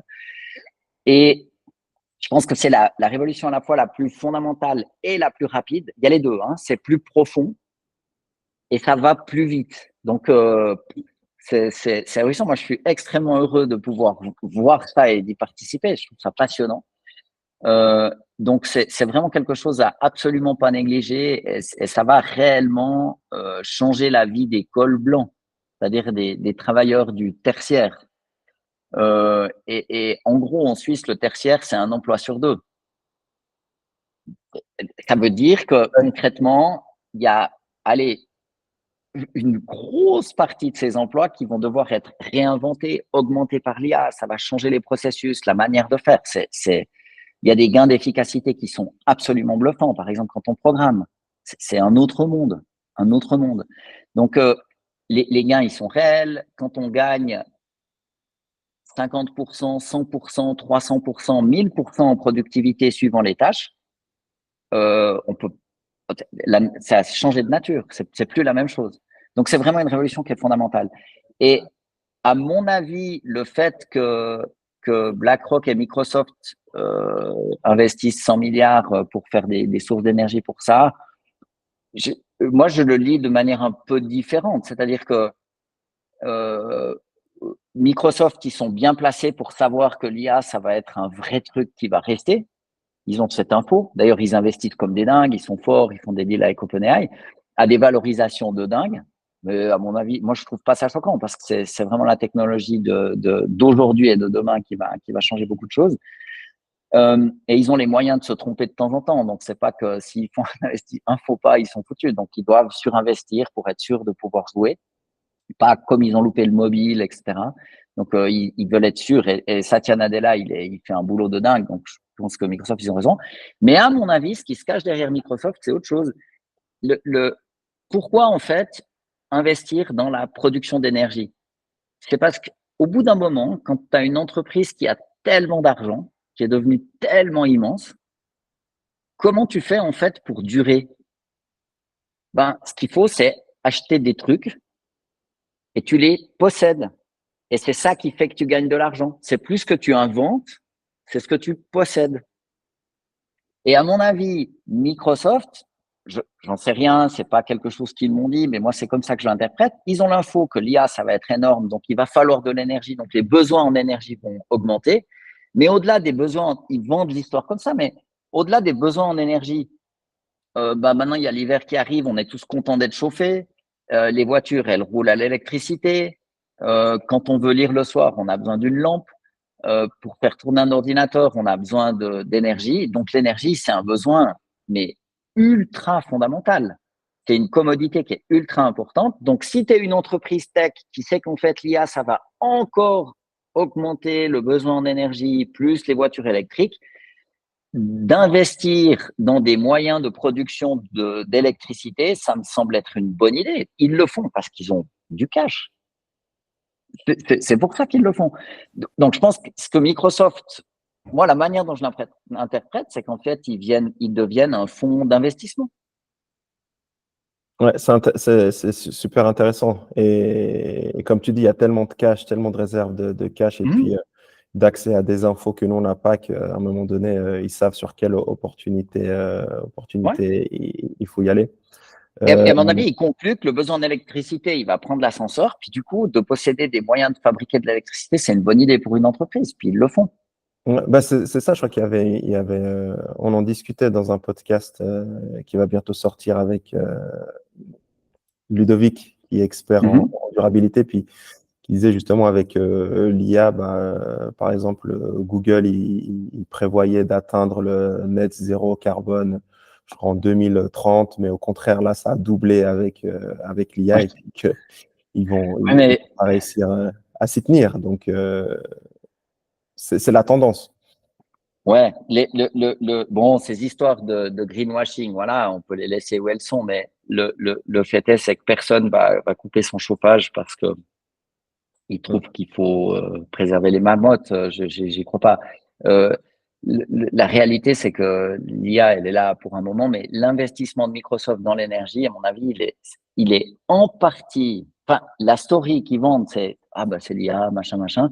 Mais moi, j'y crois peu. Je pense que l'investissement dans les moyens de production d'énergie est un super placement. Puis là, ils ont une histoire à raconter qui permet de le justifier. Ils ont certainement aussi des infos qui le font comme ça. Mais ça me fait rire parce que j'ai entendu l'autre jour, au départ, avec Google, les gens disaient non, non, non, mais il faut pas faire des recherches parce que ça coûte tant de kilowatts, etc., etc. Ça consomme de l'énergie. Puis maintenant, en fait, les gens disent ouais, mais l'IA, si vous faites une recherche avec l'IA, ça consomme beaucoup plus qu'une recherche Google. Ouais. Donc Google, ils sont passés du méchant qui pollue au bon, le Google historique, hein, la recherche. Et Google, c'est quand même une des entreprises les plus puissantes. Ils ont DeepMind, ils ont Demisatabis, ils sont vraiment forts. Hein. Et moi, je les mettrais pas de côté trop vite. Je pense que, Ils ont réussi à se faire piquer quand même Mustapha Suleiman qui est parti chez Microsoft. ok, mais bien sûr, son bouquin d'ailleurs, il est génial. Là, c'est quoi, La Grande Vague ou je sais pas. Il a écrit Ouais, un super bouquin. Mais je sais pas, si je devais prendre une position, je pense que Microsoft et tous les assets qu'ils ont, c'est pas mal. C'est plus un problème de gestion d'entreprise. Et puis, de nouveau, c'est ce qu'on disait avant sur Meta, c'est quand tu gagnes tellement d'argent avec la recherche, comment tu fais en fait pour lancer des produits qui au départ vont surtout coûter et le dilemme de l'innovateur. Hein, il y a ce livre Innovator's Dilemma. Et ben voilà, c'est Kodak. Kodak, ils ont inventé le CCD, ils faisaient de l'argentique, donc ils avaient des chimistes par dizaines de milliers, et puis ils ont inventé les capteurs pour faire de la photo digitale, ben ils ont disparu. Et Fujifilm, ils se sont réinventés. Fujifilm, ils faisaient des films, puis maintenant ils font des appareils photo. Eux, ils sont pas morts. Donc c'est comme ça. Des fois, on invente un truc nouveau, et puis on n'y survit quand même pas. C'est une alchimie. Il faut pas croire non plus que la direction d'entreprise, la stratégie, euh, c'est une science exacte, c'est pas vrai. Ça dépend des gens, ça dépend de leur talent, du leadership. On le voit aussi avec Boeing maintenant. Euh, je veux dire, Boeing, ils ont nommé des financiers, ils en ont fait une société financière. Ben, ça fait des avions un peu moins bons. Alors, je pense que les Américains pourront jamais les laisser tomber parce qu'il y a beaucoup trop de savoir-faire et de raisons de les maintenir à flot. Mais ben voilà, il faut, quand tu fabriques des avions, il faut se préoccuper du fait qu'ils volent bien. Ils vont se remettre, mais ils vont passer par une phase difficile. C'est le capitalisme qui se tue lui-même. C'est grâce au capitalisme que Boeing a fait d'excellents avions. Puis c'est un surcapitalisme qui fait qu'ils n'arrivent plus à faire des bons avions. Puis ben maintenant, ils vont devoir se refaire une santé. Ils passent par des cycles et des étapes. Mais ouais, je pense il faut s'accrocher et puis pas avoir trop peur de ça. Et moi, je pense qu'effectivement, travailler dans l'énergie, la production d'énergie, le stockage d'énergie, les panneaux solaires, tout ce que vous voulez, c'est un bon domaine. C'est quelque chose qui va aller croissant. On va décarboner. Euh, voilà, je pense qu'il faut pas trop surinterpréter cette chose. Microsoft, ça devient une société qui gère des fonds. absolument. Je rebondis juste sur le titre du livre de Mustapha Suleiman. En français, c'est La Mhm. Déferlante et en Voilà. anglais, c'est The Coming Wave. Ouais. Et comme je disais qu'il était parti, on a vu aussi récemment, enfin cette semaine, que la CTO d'OpenAI, qui Ouais. s'appelle Mira Amurati, Ouais. qui quitte aussi, qui quitte le navire. Donc il y a pas mal de choses qui se passent hein, dans l'IA. Et puis Ouais. on en discutait en se disant que si elle monte sa propre startup, elle va pouvoir Ah bah, lever 1 ou 2 milliards avec Comme ça. un chèque en Si ça se blanc. trouve, elle les a déjà. Hein. Je pense qu'elle Euh, les a déjà. Elle a déjà son, elle, son next move. si ça se trouve, oui, j'en sais rien, mais il faut aussi voir un autre truc, c'est que tous ces gens, en fait, que ce soit Souleymane ou la CTO Mourad. d'OpenAI, Madame Mourati, je veux dire, ça fait 5-6 ans qu'elle est dans OpenAI. Ouais, Il faut essayer je veux dire, elle a déjà, comme CTO, fait en sorte de changer le monde. exact. C'est Elle l'a incroyable. fait. Elle a grandement contribué. Je ne sais pas quelle est sa contribution en détail, mais elle a été dans les toutes premières. Elle est sur la photo avec sa Landman, là où ils sont 4. Donc, je veux dire, elle travaillerait plus jamais de sa vie. Elle aurait déjà fait une contribution de dingue. Mm. Donc, déjà, respect. Ensuite, 5-6 ans, quand il y avait eu le drame, ils ont viré Salman Altman, il est revenu, gna gna gna gna gna gna. Ils ont leur structure non-for-profit qu'ils essayent maintenant de transformer en une structure Ouais, for-profit. Je veux dire, il faut s'imaginer de la vie de ces gars, le rythme de vie de ces gens, c'est dingue. Alors ouais, ils gagnent des millions, des milliards, c'est vrai, mais je suis pas sûr que ce soit un rythme qui soit tenable plus qu'un certain temps. Et puis l'autre chose, entre un OpenAI qui est un institut de recherche non-for-profit, tout d'un coup une start-up qui vaut 150 milliards, où ils sont je sais pas combien, avec une pression de dingue, c'est pas la même vie. Je veux dire, au départ, quand ils ont commencé, c'était une ambiance de telle et telle sorte. 5-6 ans plus tard, c'est quand même autre chose. Donc le fait qu'elle ait envie de faire autre chose, ben voilà, c'est pas grave. Elle est certainement riche, même extrêmement riche. extrêmement, ouais. Si elle désire monter un truc, je veux dire, elle aura, mais ils vont faire la file pour lui donner les sous dont elle a besoin pour monter un autre truc, qui lui permettra de gagner encore plus d'argent. Je veux dire, voilà, je peux comprendre. Je fais le lien avec un autre article que j'ai lu sur Nvidia qui a vu sa valorisation boursière s'envoler de manière complètement folle parce qu'ils font des chips qui font tourner l'IA justement pour l'entraînement des modèles et l'inférence, donc le fait de les faire fonctionner après quand on utilise les LLM. Et en fait, ils ont un problème, c'est qu'en fait, ils avaient plein d'employés qui avaient des stocks options, donc quelques actions par-ci par-là. Puis quand tu as un cours de bourse qui crève enfin, qui monte au ciel, tu n'as plus que des employés qui sont millionnaires. Donc en fait, je peux m'imaginer que c'est un vrai problème pour eux parce que tu vois, c'est très rigolo parce ils donnent des stocks options puis ils disent bon ben les gars, bossez bien, vous participez au futur d'entreprise, vous avez une partie de la création de valeur. Ils font une création de valeur qui est dingue. Ça se passe comme dans les livres en fait, tout fonctionne. Et là, bam, tout d'un coup, t'as tous les employés qui n'ont plus besoin de travailler financièrement parlant. Et du coup, comment tu fais en fait pour les motiver? Donc, je trouve que c'est intéressant. Ce que je regarde beaucoup, moi, c'est en fait la vitesse à laquelle ça change. Je pense qu'on n'a pas intégré le fait que le digital, Internet, le web, le mobile, la téléphonie mobile, les smartphones, l'IA, en fait, que ça fait, c'est qu'il y a une accélération. ChatGPT, ils ont eu 1 million d'utilisateurs en 5 jours. Mm. Incroyable. On voit, il y avait un graphe qu'on peut poster en commentaire où il compare ça au taux d'adoption de Facebook, de Netflix, de Spotify, etc. On voit qu'il y a une accélération qui est absolument gargantuesque. Et je pense que quand on commente le départ de la CTO d'OpenAI, elle est riche, elle a changé le monde, elle a la possibilité de recommencer un truc en gagnant encore plus de sous. Je suis pas très surpris. Sauf d'autant plus que peut-être qu'elle aspire à revenir à une équipe un peu plus petite, moins visible dans les médias, etc. Je suis pas sûr que ce soit très agréable d'être la CTO d'OpenAI. Hein.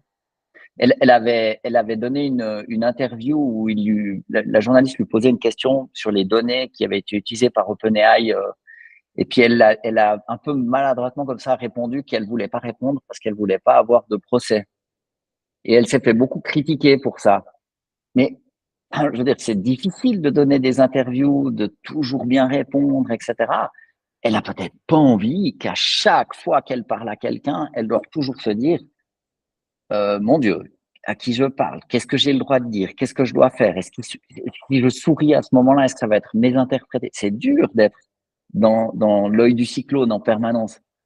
Ouais, Là, si elle se fait un petit labo avec 10 personnes brillantes, puis qu'elle fait de la recherche, bah, je elle pense que va peut-être plus s'amuser. On ne sait c'est pas.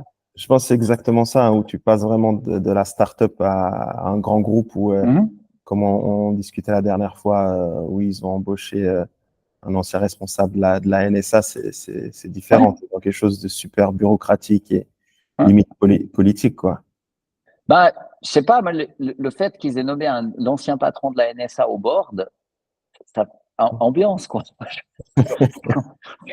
Je veux dire, t'es d'accord? C'est clair. C'est quand même. Alors, ça doit être un gars absolument brillant, qui connaît tout le monde et tout. Moi, ça me foutrait une trouille de dingue. J'ai une fois mangé avec une espionne. Je raconterai rien, ça me fout trop les jetons, mais j'entends, c'est un monde qui est passionnant. Mais je peux m'imaginer que quand une entreprise a l'ancien patron de la NSA dans le board, ça montre qu'en fait, les choses sont en train de changer ou même ont déjà changé. Mm. Et puis, du coup, comme CTO, tu as peut-être plus tout à fait la même liberté, le même fun. C'est une autre chose. Je dis pas que c'est pas bien, c'est juste très différent. Et ça me fait penser euh, par rapport à ce qui se passe. Donc, on parlait de BlackRock, de Microsoft, Mhm. de revenus par employé. Donc, il y a des milliards et des milliards que j'ai l'impression qu'ils sont toujours en train de flow, de partir dans certaines régions où tu as un peu ce match de tennis entre la Chine et puis les États-Unis avec des monstres capitaux où ils Mhm. développent leurs propres outils. Et puis, nous, on est au centre un peu, l'Europe, quand je dis nous. Mhm. Et on est là et tout ce qui se passe, c'est ce qu'on voit, c'est des régulations, c'est des lois. Et Ouais. on doit faire ci, et on doit faire ça. Et après, on se plaint comme quoi ben, on n'arrive pas à avoir notre propre, tu parlais d'operating system, on n'arrive pas à avoir Mhm. notre propre ChatGPT et ça en Alors, devient limite triste, quoi. alors je ferai deux commentaires. Le premier, c'est que euh, si on considère qu'en fait la révolution de l'IA, c'est une révolution qui s'appuie sur toute cette couche du digital, Internet, le web, les réseaux de communication mobile, le smartphone, l'IA, enfin, toutes les couches qui sont en dessous, je veux pas dire qu'on n'a rien, mais on va dire qu'il n'y a pas grand-chose. On n'a pas de grand leader. Il y a OVH en France, qui est un acteur européen important de l'hébergement, mais il reste quand même petit comparé aux jeux américains. Et je pense que il y a quand même une gigantesque opportunité pour deux raisons. La première, c'est qu'en fait, si il y a beaucoup de la création de valeur qui va se faire dans les applicatifs. Il y a toutes ces couches, cette infrastructure qui est en dessous. Et puis en fait, les applicatifs, ils vont pouvoir se réinventer avec des, des UI, donc des interfaces utilisateurs qui seront différentes, avec une manière de traiter les données non structurées qui seront différentes, etc., etc. Donc, je pense qu'il y a énormément d'opportunités à saisir parce que la barrière d'entrée pour faire un logiciel, pour faire un software, faire une application, faire une plateforme, elle a dramatiquement baissé. Mm. Donc, il y a des parts de marché à prendre de tous les côtés. Donc ça, je pense que c'est hyper stimulant et que c'est là, en fait, qu'on peut se concentrer. Mon sentiment, c'est que l'Europe panique un peu. On n'est pas dans un bon état d'esprit et que on fait un move ultra défensif en disant bon ben on va tout réguler d'avance. Je pense que c'est une erreur catastrophique parce que j'ai le sentiment que, mis à part les startups dans l'IA qui vont dire oui, oui, oui, mais on a des données souveraines, etc. Si tu as un iPhone ou un Android, c'est fini, tu n'as plus tes données. Donc, c'est du blabla. Et euh, je pense que les startups vraiment prometteuses, elles vont partir aux États-Unis ou en Chine. C'est tout ce qu'on aura gagné. Et je pense que c'est délicat parce que de réguler trop vite, ça va tuer la créativité. C'est pas pour rien qu'aux États-Unis, ils sont un peu plus souples. C'est parce que eux, ils sont en train de capturer ce marché. Et moi, je ne comprends pas pourquoi l'Europe est si sévère si vite. Parce qu'il y a des amendes qui sont salées, hein. Et ça, pour une petite entreprise, quand tu es un petit Européen qui en plus a peur de l'échec, tu vas pas prendre le risque. Je veux dire, je pense qu'on fait vraiment une grosse erreur. En fait, on envoie le message à tous les entrepreneurs qu'il faut qu'ils partent, quoi. C'est dommage. Parce qu'il Oui, y a toute cette couche des applicatifs à prendre. ouais. Je partage ton avis et justement, ça me fait rebondir sur le dernier sujet où donc on parle de l'Europe. Et puis là, si on fait un zoom in sur la Suisse, euh, Mhm, je sais plus si on en parlait avec toi la dernière fois, mais euh, donc on se considère un peu comme Deep Tech Nation. Il y a Swisscom, UBS qui ont lancé une sorte de fonds de financement pour les startups Deep Tech à hauteur de 5 milliards. Mais comme tu mhm, le dis, s'il y a trop de régulation, si derrière le marché n'est pas suffisamment grand, il y a très peu de financement, euh, mhm, euh, c'est là où on peine à voir Zurich ou une des villes suisses qui soit parmi les hubs d'innovation, d'hub tech, de startup tech dans le monde. mhm. Et je t'en prie, Bah, vas-y. je dirais que il me semble, pour avoir passé pas mal de temps en Californie, que si on prend les chiffres sur la Californie, Boston, etc., le nombre de startups aux États-Unis, il est colossal par rapport à ce qui se fait dans l'Europe entière. On ne leur arrive pas à la cheville. Et moi, je pense que c'est principalement une question de culture et d'attitude. Ils sont beaucoup plus rapides, ils sont beaucoup plus pragmatiques, ils ont moins peur de l'échec, ils y vont, etc., etc. Là, il y a quelque chose de culturel. Par contre, je pense que là où les Européens sont bons, euh, c'est quand il faut raffiner les choses. Si on regarde, par exemple, l'histoire de l'automobile, c'est advenu aux États-Unis, d'accord, Ford, etc., etc. Et maintenant qu'on est en train de quitter un peu ou de plus ou moins quitter cette ère de l'automobile à moteur thermique, qui sont les gens ou les lieux qui font les meilleures automobiles thermiques sont clairement les Européens. Ils font des meilleures voitures que les Américains, mais ils sont bons. Les Européens, il me semble, on est bons quand une fois que les choses sont un peu établies, puisqu'il faut les raffiner et faire du bel engineering, quelque chose de solide, quelque chose de bien. Les montres, on en parlait avant, hein, c'est quelque chose de difficile. Donc et la Suisse, c'est une caricature de ça, hein. On est encore plus dans le truc vraiment difficile à faire qu'on doit hyper bien maîtriser, enlever les risques, faire du super engineering. Et je pense qu'il y a une opportunité avec l'IA parce que l'IA, ça permet de rabattre les cartes puis de faire des applications qui soient vraiment solides. Donc l'Europe, elle a une carte à jouer de ce point de vue-là, pending la regulation, parce que si tu menaces les gens d'amende colossale, ben, ils vont aller ailleurs, c'est trop dangereux. C'est-à-dire, les géants comme Microsoft ou Apple, ça les gêne pas. Hein. S'ils Ouais. paient près à 1 milliard d'amende, ça les gêne pas. Bien sûr que ça les gêne, mais ils meurent pas de ce fait. Puis ils ont des avocats, ils peuvent faire traîner les procès. Une entreprise qui est toute petite, elle va pas se suicider comme ça. Donc, je pense qu'il y a l'attitude américaine qui consiste à inventer des business comme l'automobile. On voit qu'en fait, on arrive après à reprendre la chose quand il s'agit de raffiner les produits. Et peut-être que la réinvention de la couche software applicative, comment on utilise, peut-être que c'est le tour de l'Europe là. Peut-être qu'on peut attraper ça et prendre ça des mains enfin en tout cas prendre des parts de marché des Américains. Euh, il faut pas je veux dire, quand on regarde les chiffres, les niveaux d'investissement, le nombre de startups, on ne peut pas lutter en fait contre les statistiques. C'est trop dur.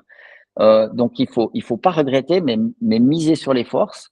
Et je dirais à minima, il faudrait au moins pas une régulation qui fasse que parce qu'il y a eu plein d'initiatives qui ont été prises en fait par les différents gouvernements en Europe, euh, stimuler la création d'entreprises tech, etc., etc. Donc, il ne faudrait pas mettre une fin à ça en ayant l'IA, c'est quelque chose qui va arriver de partout. Et une régulation trop difficile, ça va complètement stériliser l'émergence de nouvelles technologies. Mais il faut pas prendre une espèce de position défensive en disant oh mon Dieu, il y a tout qui va mal aller, il faut qu'on se protège d'avance de choses qui n'existent pas encore. Il faudrait plutôt réguler à mesure. Enfin, je veux dire, les ceintures de sécurité, elles n'existaient pas au début de l'automobile. C'est OK. On peut apprendre en marchant. Donc, moi, je serais beaucoup plus pour une approche. Je ne dis pas du tout qu'il faut pas de loi comme les libertariens où ils sont là, ils disent non, pas d'État, pas du tout. Mais de réguler, en fait, avant que que quoi que ce soit n'ait existé en menaçant de grosses amendes, ça s'adresse aux gros, mais ça tue les petits ou les à venir.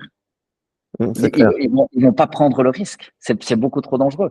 Alors, je sais pas comment on peut gérer ça. Historiquement, les Européens, ils sont pas bons dans les stades. Si on parle dans les grands nombres, bien sûr, il y a eu Spotify, mais c'est un exemple. Il n'y en a pas eu 36 000. C'est pas évident. Et moi, je pense qu'on fait une grosse erreur de pas de faire que de se méfier. Par exemple, un exemple, si l'ensemble des chefs d'entreprise ou des boards, ils doivent maintenant avoir un plan sur comment est-ce qu'ils vont implémenter l'IA pour faire des gains de productivité. Ce sont des gains de productivité qui sont dingues. Donc, je parle pas d'innover, hein. Je parle juste de faire la même chose et puis soit que ça coûte moins cher à réaliser, ça veut dire augmenter la marge, et ou de fournir un service de meilleure qualité pour un prix, donc une meilleure prestation. Et l'urgence maintenant, c'est de réaliser ces gains de productivité. Ça c'est l'urgence absolue. Mais de nouveau, une régulation qui est hyper sévère et complètement terrorisante, ça va faire que les gens vont dire « Oh là là, non, moi je vais attendre ». Mais je pense que pour les chefs d'entreprise, c'est le danger numéro un, c'est qu'ils doivent réaliser ces gains de productivité. En gros, ils vont gagner plus de sous, il faut qu'ils le fassent hier. Ils font un plan, il faut s'entourer, il faut le faire, quoi. Il faut y aller, vraiment, on fait ça. Puis de dégager ces marges supplémentaires, ça va permettre d'innover ensuite. Mais il faut commencer par ces gains de productivité, parce que si vous le faites pas, ça va être votre concurrent qui va le faire ou un concurrent américain. Puis là, vous êtes cuit. Donc, il faut faire les gains de productivité qui sont liés à l'IA en étant prudent, bien sûr. Et puis, à mon avis, pas oublier que la dernière couche qui est le software, la UI et la manière dont on interagit avec les données, moi, je pense qu'il y a énormément de business à réinventer, de place à prendre. La barrière d'entrée pour rentrer dans la couche applicative, elle est plus faible. Alors, avec le downside qu'en fait, vous allez pouvoir concurrencer quelqu'un, ça veut dire que le mec d'à côté, il va vous concurrencer vous ensuite. Donc, c'est un métier qui est plus délicat. Mais j'insiste sur le fait que le temps se raccourcit. Une chose que j'ai beaucoup entendue, les gens vous disent « Oh ouais, mais il y a déjà eu Internet, il y a eu le téléphone mobile, il y a eu la vente en ligne, blablabla, ça a pris des années, t'inquiète pas, tranquille le chat. » Je pense que c'est faux. Ça va objectivement beaucoup plus vite et c'est beaucoup plus facile à mettre en place. Puis les gains de productivité, ils sont tangibles, réels, hyper importants. C'est pas 2% mieux. Donc il faut embrasser. En fait, il y a une souffrance parce que quand on doit réinventer son métier parce qu'il y a des outils qui changent votre vie. Si on se rappelle, en fait, au départ de Google, les gens disaient oui, mais quand même, il faut que vous alliez dans une bibliothèque, chercher l'information, etc., etc. Qui dit ça aujourd'hui? Quand est-ce qu'on dirait aux étudiants non, n'utilisez pas Google, cherchez l'information? Quand les calculatrices ont commencé à être accessibles aux élèves, donc ça devenait pas trop onéreux et chaque élève pouvait en avoir une, les profs à Genève, ils ont fait la grève. Parce que, et moi, je les comprends parce qu'ils se sont dit, mais qu'est-ce qu'on va faire aujourd'hui? On apprend aux élèves à calculer. Qu'est-ce qu'on va faire si tout le monde a une calculette? Ben, si on regarde en fait à distance, les gens savent toujours compter, plus forcément de la même manière. Je suis pas sûr que les gens savent calculer un logarithme à la main, mais est-ce que c'était si nécessaire que ça? Il suffit de savoir ce que c'est. Et du coup, on va perdre certaines capacités, mais en acquérir d'autres. Et je pense que ce qui est clé, c'est d'essayer de faire ces gains de productivité le plus vite possible, parce que si on les fait pas, on va encore. On parlait en début d'entretien du fait que la situation économique en Europe, bon ben voilà, c'est un peu dur et tout. Là, il faut vraiment y aller. C'est pas risqué, c'est pas extrêmement difficile. Là où il faut faire attention, c'est qu'il faut avoir un plan, parce qu'on peut pas y aller comme ça avec un mouvement brownien en essayant n'importe quoi, mais ça change des métiers en profondeur. Il y a des choses dans l'organisation de l'entreprise, les processus, le customer support, la manière de développer. Il y a énormément de choses qui changent. Puis quand vous avez des gains d'efficacité qui sont des ordres de grandeur, ça tourne-boule des industries. Il faut pas se tromper, hein. Si on pense aux administrations, à des choses comme les assurances, tous ces métiers du tertiaire où on traite de l'information, ils vont être bouleversés. Et le premier truc, c'est pas d'innover, c'est de faire les gains de productivité. Donc, je pense que l'école va s'y mettre d'une manière ou d'une autre. Enfin, j'espère. Mais ça me fait penser à une chose. C'est vrai que là on parle d'organisation ou d'administration. C'est que tu as toujours un peu cet accompagnement au changement quand il se passe certaines Mhm. choses. Ouais. Mais là, quand tu parles, on va dire, en personne lambda, je pense que t'en as qui l'ont adopté, typiquement les plus jeunes, les étudiants, parce que voilà, au lieu de se taper une dissertation en 12 heures de temps, bah là, ça te prend 3 minutes 30 et tout. Ouais. Mais tu vois, je pense que c'est là où peut-être le boulot a été mal fait, où on est toujours en train de se dire, est-ce que l'intelligence artificielle, c'est bien ou c'est pas bien? Alors que normalement, cette discussion, elle devrait plus exister, mais c'est comment on l'utilise à bon escient, tu vois. Ouais. Alors, Et, et c'est pas forcément fait, tu vois. non, non, je suis d'accord, mais le truc qu'il faut bien voir, c'est que, je le disais avant, c'est l'IA. L'IA, c'est un terme qui est. Mais si on prend les LLM, Large Language Model, qui génèrent en fait du texte, le fait qu'il y ait un truc ou appelons-le un machin. Maintenant, il y a un machin qui écrit, il cause. Ça ne veut pas dire qu'il réfléchit, mais il cause. Euh, le fait que je puisse parler avec lui, mais parler vraiment, c'est quand même, je veux dire, ça fait quelque chose. C'est pas une petite aventure de rien du tout. C'est fondamental. Donc il y a le fait que ce soit le langage. La deuxième chose, c'est que ça avance extrêmement vite. Si on regarde les progrès qui sont faits par ChatGPT et OpenAI, si on regarde les choses de 6 mois en 6 mois, c'est une dinguerie. Maintenant, ils ont leur nouvelle interface pour le voice qui est beaucoup plus rapide et bien mieux. By the way, on l'a pas en Europe. Ok. Donc voilà, il y a un nouveau truc qui est une dinguerie absolue, ben on l'a pas en Europe. Mais qu'est-ce qui ben non, parce que vous comprenez, nous on fait du pain la nuit, on n'a pas le temps de faire ce truc. Donc en fait, on est en train de se priver, on va même pas le voir arriver. Parce qu'on se prive de simplement sentir ce que ça permettrait de faire. Le point important, c'est pour les gens qui ont une entreprise, il y a tellement de gains de productivité à faire qu'il faut avoir un plan puis qu'il faut les mettre en place. Ça, c'est sûr. Après, derrière, il va y avoir une deuxième phase qui sera, une fois qu'on a fait ces gains de productivité, on peut innover, on peut réinventer des choses. L'IA, elle est là. C'est comme ça. C'est comme l'électricité. On peut trouver ça bien, pas bien, dommage, etc., etc. On peut avoir des tas de conversations à ce propos. Je ne dis pas du tout que c'est parfait non plus. Il y a des choses que ça fait pas bien. Mais les voitures, elles vont se conduire toutes seules, plus ou moins. Les traductions. Un autre truc qui est intéressant. Bon, bah, les gens, ils parlent une, deux, trois, quatre langues peut-être. Un immense érudit, Claude Agege, il parle 25 langues. Le gars, il est linguiste, c'est un gars incroyable, médaille d'or du CNRS, passionnant à écouter. Claude Agege, tapez sur YouTube, vous verrez, ce type est incroyable.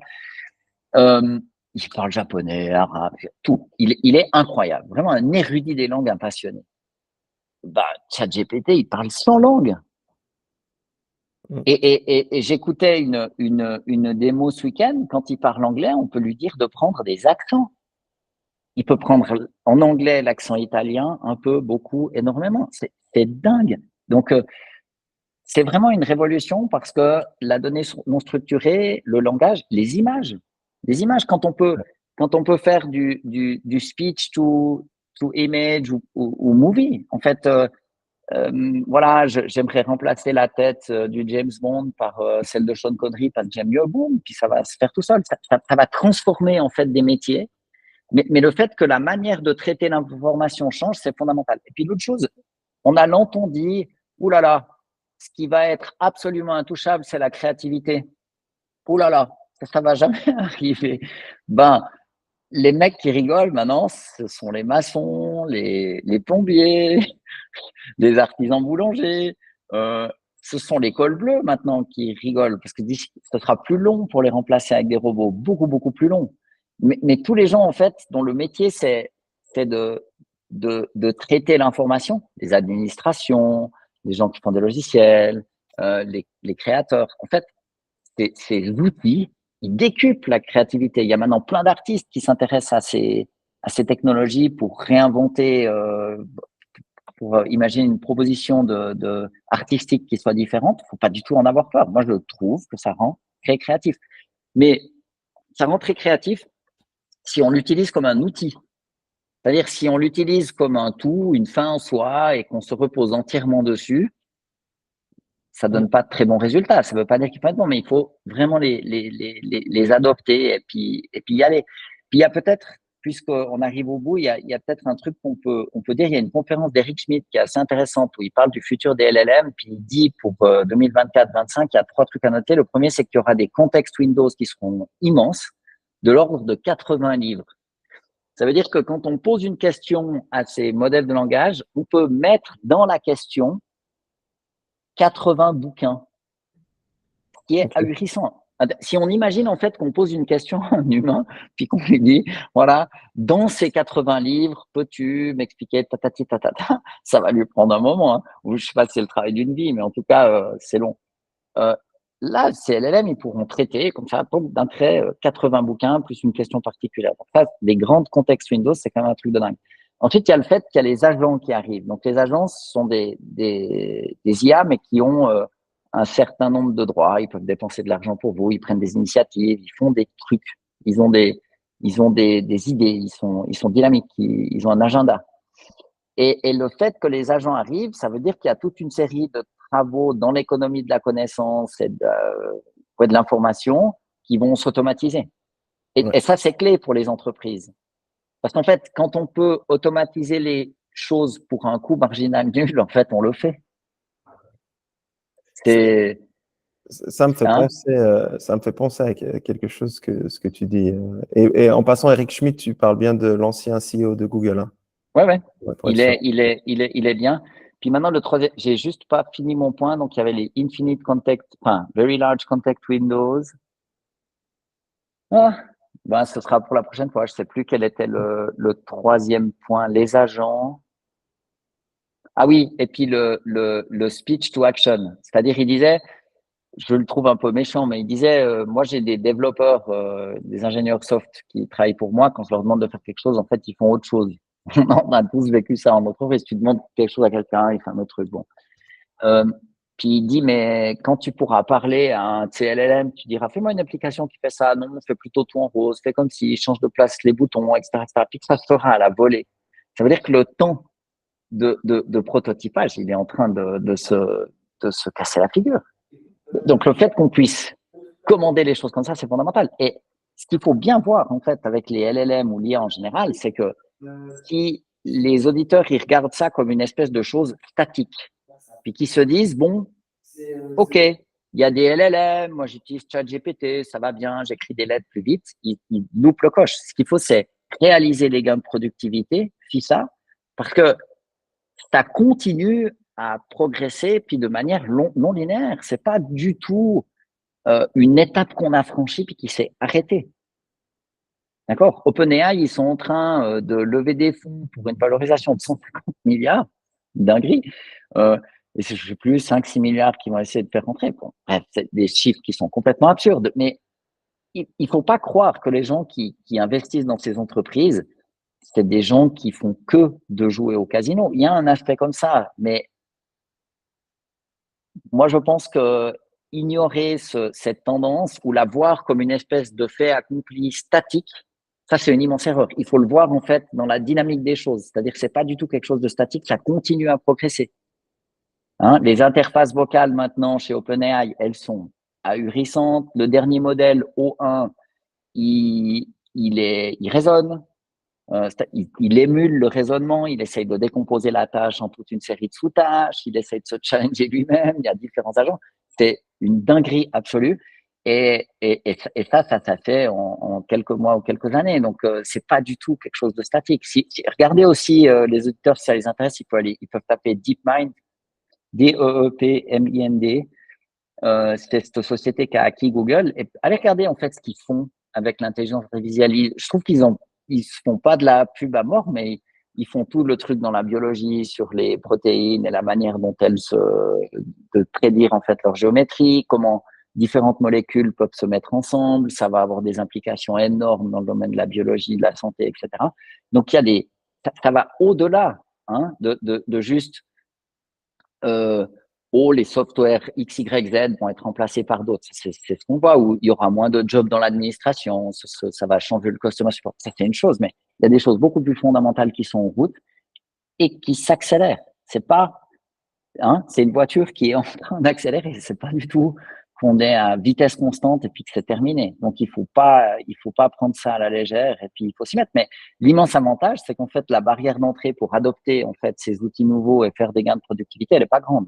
Il faut juste avoir un plan et puis y aller. Donc, je clôturerai en fait, pour résumer tes mots, ça me fait penser que bon gré ou mal gré, l'intelligence artificielle nous rend humbles en fait. Ah oui. Ah ben, non mais honnêtement, un truc qui parle 100 langues, ça Ouais. calme quoi. Puis Donc, qui fait les accents, hein. Moi qui me suis toujours vanté de faire très bien les accents en anglais, l'accent irlandais, l'accent taïwanais, etc. Ça m'a toujours beaucoup fait rire. Euh, ouais, bah non. Alors moi, je suis très heureux de maîtriser l'anglais parce que j'écoute YouTube, c'est là que je me documente. Je peux écouter tous les intellectuels anglais dont j'ai envie. C'est très, très agréable pour moi. Puis je pense que quand on parle bien une langue, on pense un petit peu différemment dans cette langue. Mais mon intuition, je peux complètement me tromper, mais moi je pense que d'ici quelques années, on aura des petits trucs dans les oreilles. Ça fera la traduction en direct. D'ailleurs, Apple, signal faible à regarder, Apple, ils viennent d'obtenir le droit que leurs AirPods, des nouveaux AirPods qu'ils viennent de faire, ils soient considérés comme des aides auditives. Ce qui veut dire qu'ils vont réussir à enlever les appareils auditifs, les aides auditives, souvent sont réservés pour des personnes qui ont des difficultés à entendre. En fait, ça remplace ce que tu entendrais naturellement par un micro qui prend le signal et qui le change, qui en change l'intensité. Peut-être que tu es sourd dans les graves et pas dans les aigus ou vice-versa. Qu'est-ce qui t'empêche en fait de changer de langue? Rien. Donc, ça veut dire que d'ici quelques temps, on pourra très certainement parler dans sa langue à n'importe qui. Alors, il y a un appauvrissement parce qu'on va plus essayer de conquérir un continent supplémentaire en apprenant une langue. Ça a plein d'implications. Je dis même pas que c'est une bonne chose. Mais la vérité, c'est que si on peut se mettre un petit appareil dans l'oreille et qu'on peut discuter avec n'importe qui, c'est quand même bonheur. L'autre jour, moi, j'ai donné une conférence en allemand.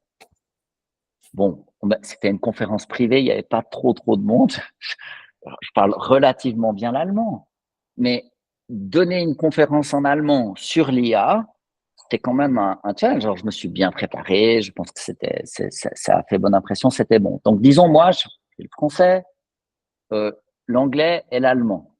OK. Mais maintenant, l'italien, le russe, le farsi, enfin, j'entends des langues, il y en a combien? Je sais pas, quelques milliers. C'est un peu dommage. Et je ne peux pas converser avec n'importe qui dans cette langue. Donc, qu'est-ce qu'on fait aujourd'hui? On parle anglais.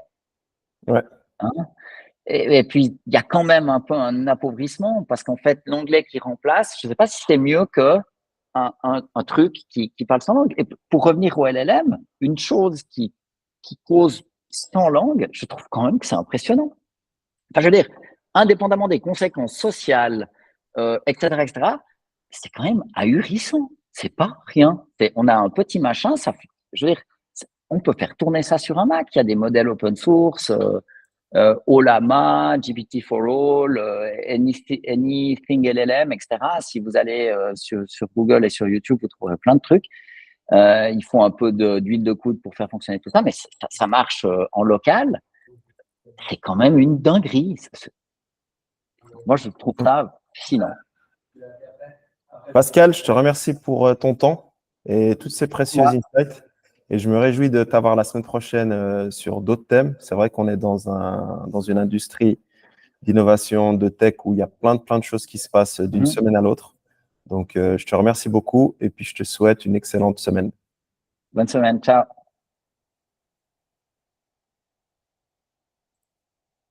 Ah, super.